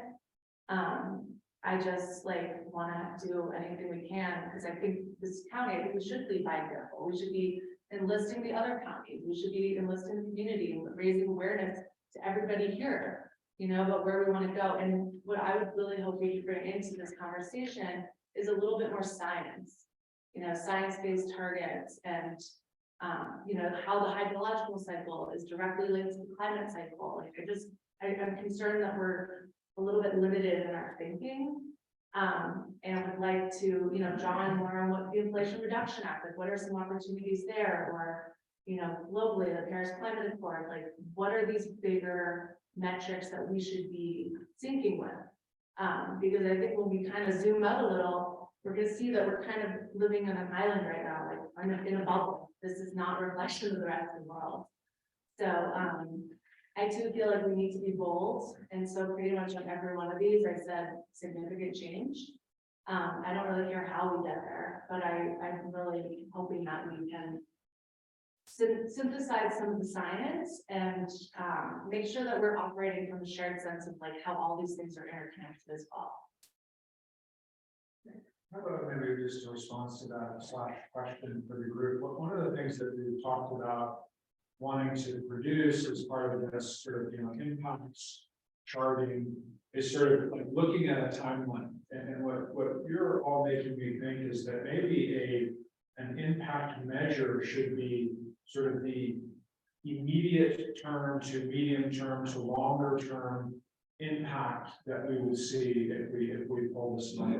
Right? So we go hard on performance standards tomorrow, right? Like that moves the needle, and like it could potentially, like, I don't know, claw some stuff back, right? Like the maximum size, well, that you know, that happens as home has to get built for that to that effect to be felt.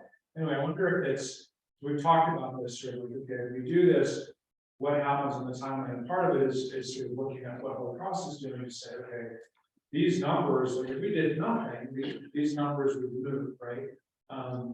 And so anyway, I wonder if immediacy is a worthy measure. Michael, can I speak to that? So I want to dispel any sort of uncertainty. We are on a path with real projects that are new and additional increments of renewable energy connected to the Colorado River. We are on a path to we're already at 50% carbon free, thereabouts, compared to fossil. We already were over 50% for the calendar year 2022. Okay. We will be close to 85%, if not a little bit more than that, by the end of calendar year 2024. And our goal is to be 100% carbon free in our electricity supply by 2030. That means that the electricity going into any structure in Pitkin County will have a carbon intensity of 0.00 grams of carbon per kilowatt hour. Full stop. That's kind of where the baseline is. If you do nothing, my argument was on the spreadsheet calculation, and Karen and I were talking a little bit about that. You know, you hit 2030 and that 57,000 goes to zero. So we're really looking at a residual of about 33,000 tons in the built environment in Pitkin County.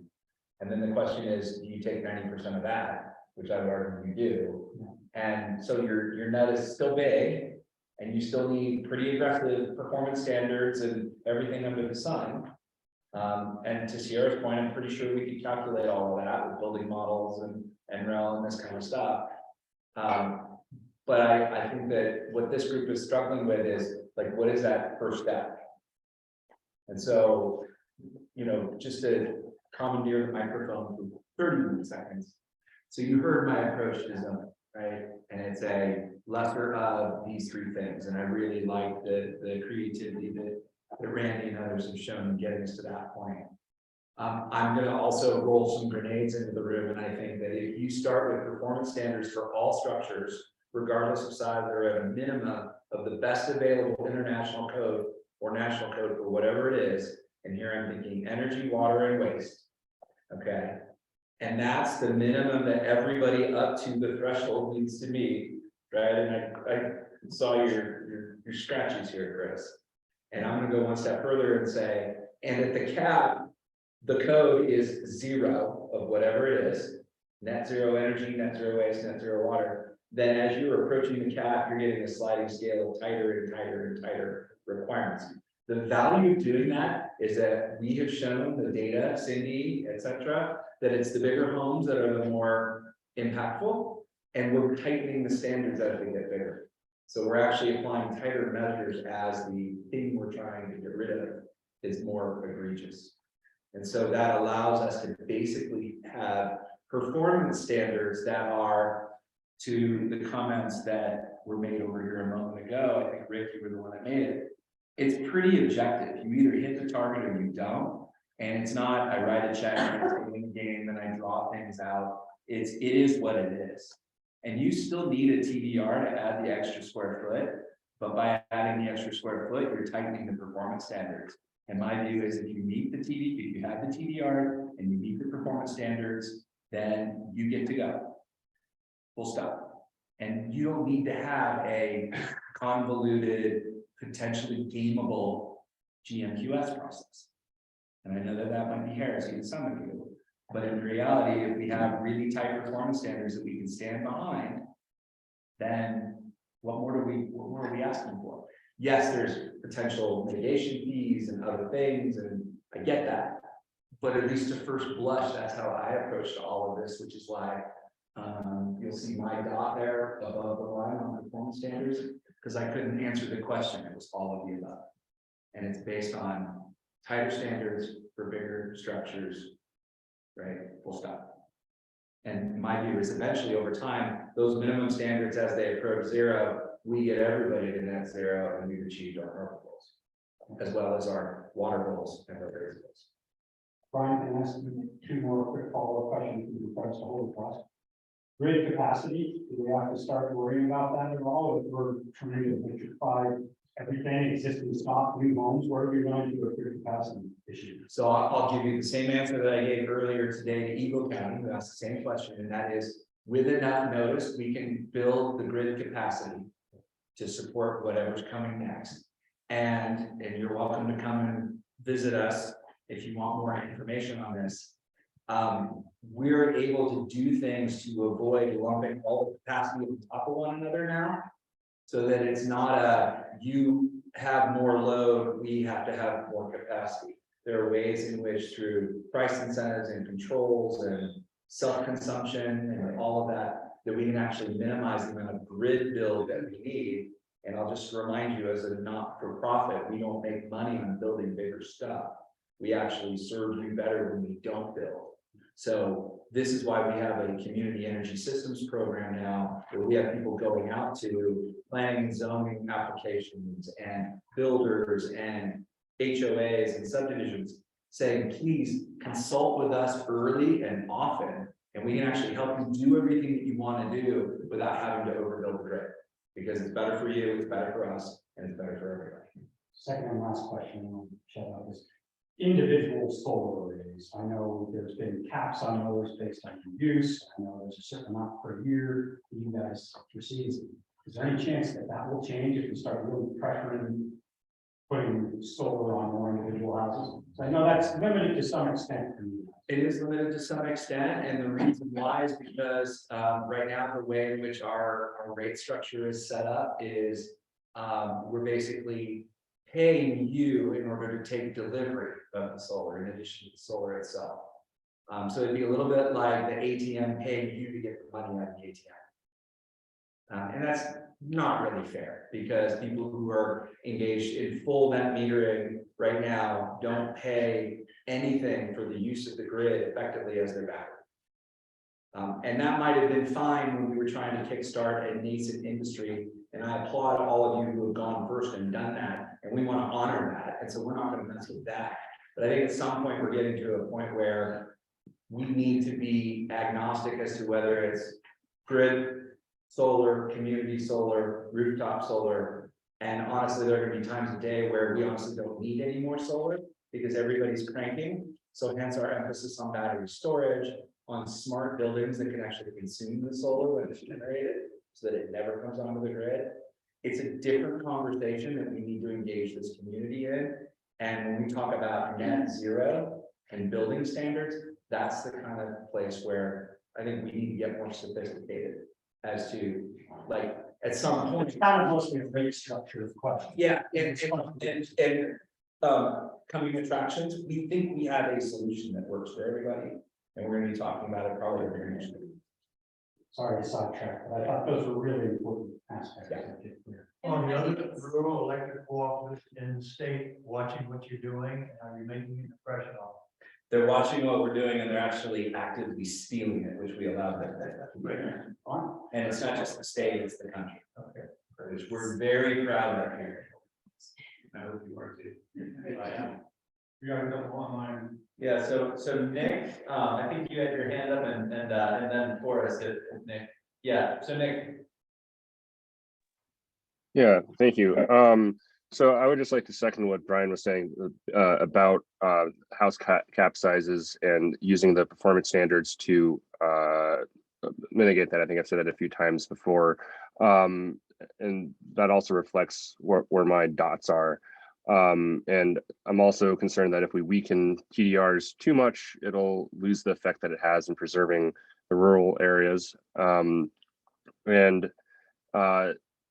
think it's a little bit more complicated of a question. If we're going to go beyond net zero, how effective is that with the grid already being net zero? And I think that might be getting into the weeds a little bit, but I just wanted to reiterate that my stance and basically I think what Brian was saying. Thanks. Thank you, Nick. Anything else? Great. Forrest? Yeah, I was just going to comment on the emphasis for performance standards. Totally all on board for increasing performance standards across the board, but it doesn't really affect the resources that go into the very large houses or the resources required to service them or the traffic and the car trips, the semi-truck trips. Like I dig the performance standards are a huge, they drive the needle and that's awesome, but you're still putting 3 to 4 to 10 times more actual resources into a building that's rarely occupied. And so for me, I don't see that we have an option but to make a reduction on the max house size. The resources that go into it, they have to be mined or harvested, manufactured, fabricated, trucked, installed, glued, nailed, all the way till the end. And that doesn't change regardless of performance standards when you build something that big. And so I think we still have to take into consideration what it takes to get them done, and then the amount of truck trips it takes to service them, or service car trips to keep those things living when, like I said, they're rarely occupied. So houses that big tend to be second, third homes, and they're not somewhere that someone's living full time. So it means there's a staff that's traveling, commuting up and down the highway constantly to keep it alive, which of course provides jobs. So we don't want to kill the economy, but we can't just think about how the house performs once it's built. We have to understand what it takes to actually build it as well.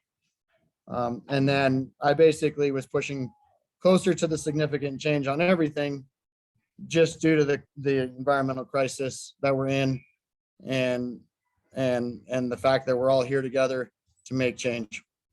That's it. Debbie, you want to go?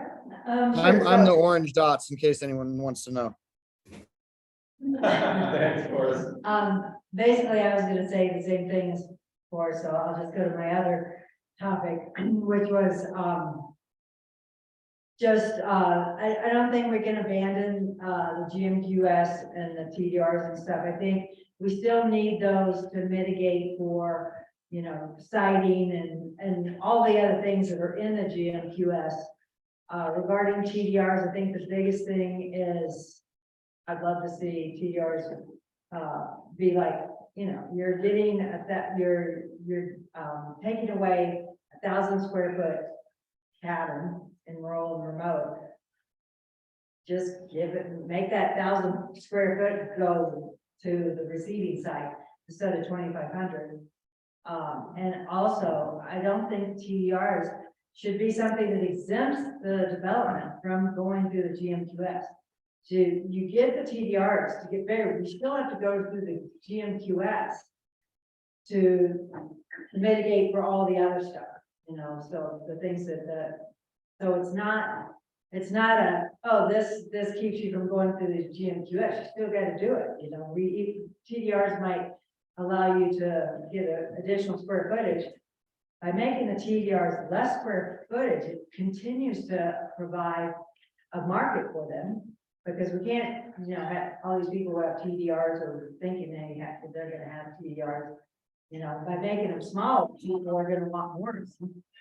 I still think a house cap size is in order. And actually, I like all these ways of controlling. I like Cindy's idea she presented earlier. I think the FAR, you know, on the different lot sizes and using slow production. I mean, I think we can have this formula where we go through all these different things to get to, here's your maximum house size for your lot.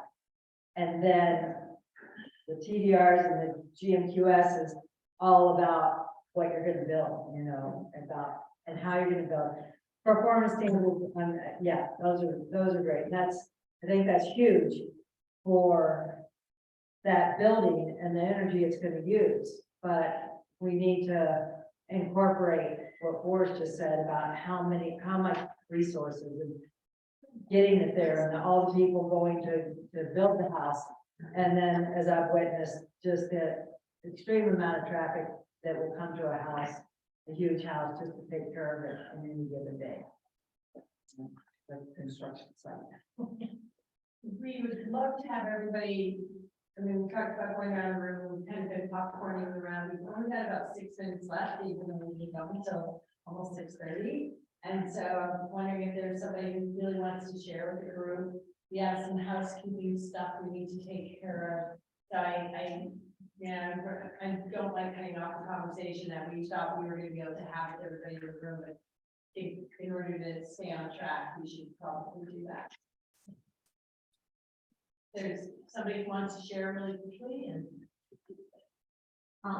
just real quick, agree with so much that everybody's saying, but I do think that there is an emotion about square footage in large houses, but scientifically, when we look at it, it's just a marginal impact. It's what Max was saying before, like the traffic. I hear you about the traffic, but if it's true that the VMT proportion for large houses is 22%, while large houses are already 15%, so they get their 15% of VMT, right? Because they're 50% of houses.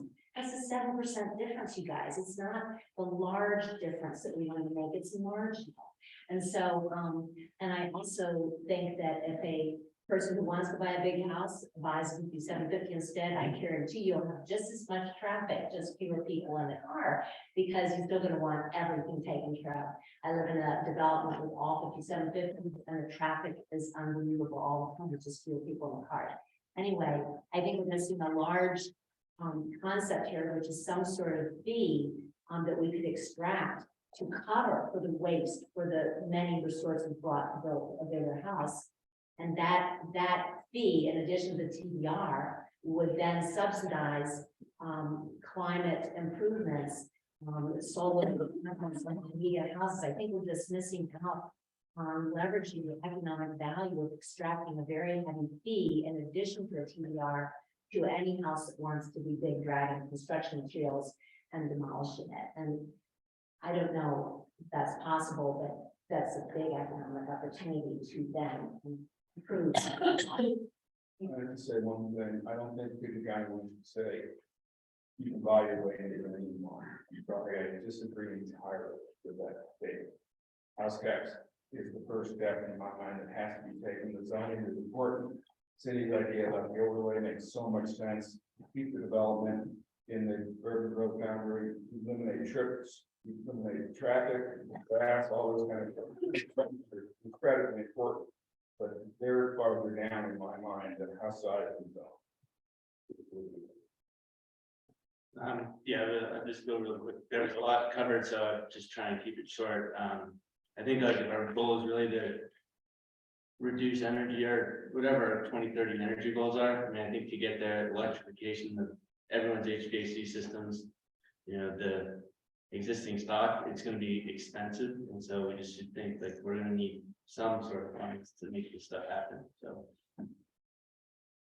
I'll do a 10-second, then I'm in both and camp. I think house size and performance standards need to work together. And that we likely don't solve the full spectrum of challenges that we can't slow down without some coverage. I'll just point out that this, I've been looking at this location-based overlay guiding relative to the home size guiding. Nobody dotted far left, which has a 12,000 foot cap.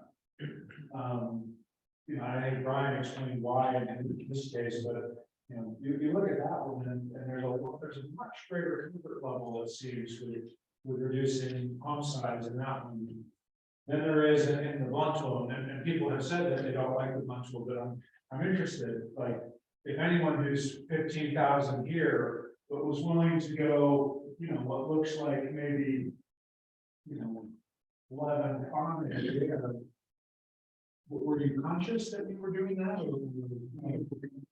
Because I dotted over there because I like the concept of the location-based overlay.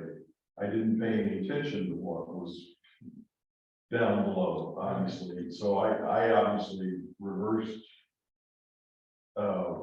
probably where I should have put my dot. I was trying to say I like this idea and strongly support it. So like just not taking out. yeah, I didn't look at what was underneath. That was my mistake. I don't know if that's the reason there's so many dots on the right hand side.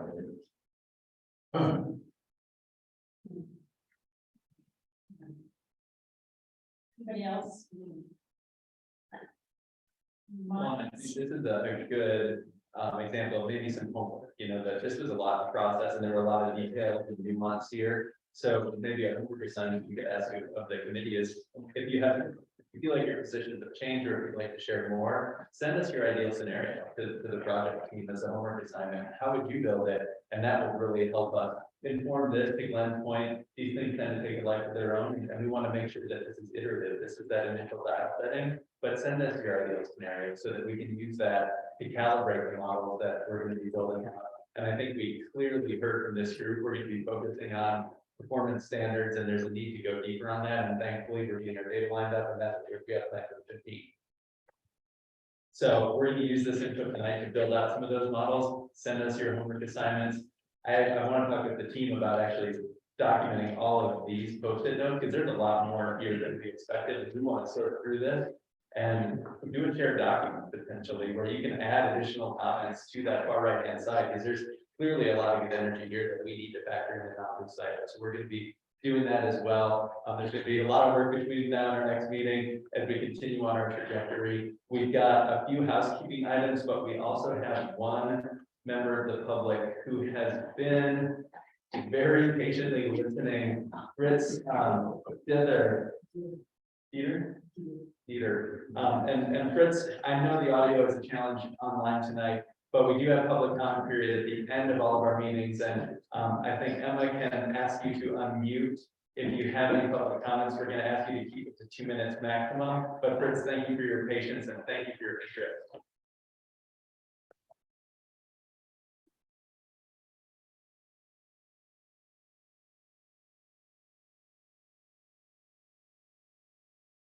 Okay, well, and Fritz, if you unmute, just tell me aside virtually. So our committee process, we're going to be adjusting some of these scenarios, modeling out some data for you to react to, and really fine tuning the dials. This is the starting point. Obviously, there's a lot more to unpack here. We also are going to be sticking with the 2.5 hour 4 to 6:30 format. Food will always be there, but I think as the last few meetings have proven, this extra half hour is really valuable, and we appreciate all of your time tonight. So we're going to be sticking forward with that. There is, and Mavis, I'll let you describe this one. There is a little difference to our meeting schedule. Mavis has been wrangling venues. There's a conflict, I believe, with this venue coming up. So the next 2 meetings, February 15th and March 1st, are in Aspen at the police department. Our final 2 meetings that are scheduled, March 15th and March 29th, will be here. So 2 back-to-back in Aspen, and then 2 back-to-back here. And we're going to put all this stuff in email and remind you, that so we share it in the wrong place. Is there any news about the 3 preferences for? Yes, that's exactly where we're going. Maybe it's like have a better line sight into this than I do. I think the bottom line is, if you haven't responded, we need more responses. Yeah, so 18 people have responded. Right now, it seems a majority are leaning toward extending meeting time. The majority also agrees to extend through April. And I think about, 50% of the half day meeting or retreat, which we probably wouldn't necessarily need to do if we're extending our meeting time and schedule. So no decisions are being made other than we're going to extend the meeting time, get as much work as we can done in the next month. And we do know March 29th is spring break. So I would say no decisions have been made, but it's told that sometimes in April that is likely going to happen. How about that? very well said. And the same cadence? Yeah. I was hoping it was either or, not make the meetings longer and also extend the April. There's no decision, but hold your calendars for April. Personally, I vote for 4 to 7, only if dessert is provided. Sorry.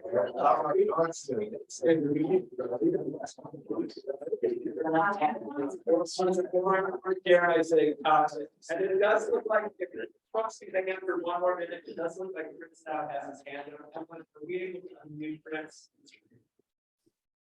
No, he's got Fritz, yeah. Hello? Hello, Fritz. Thanks for your patience. Sorry, I was called away. I walked in to turn off my computer thinking the meeting was probably over by now, and heard you calling my name, and I'm like, what? So anyway, I apologize for just being distracted and being called away, but I did want to, I didn't hear what the question was, so if you could let me know what that is.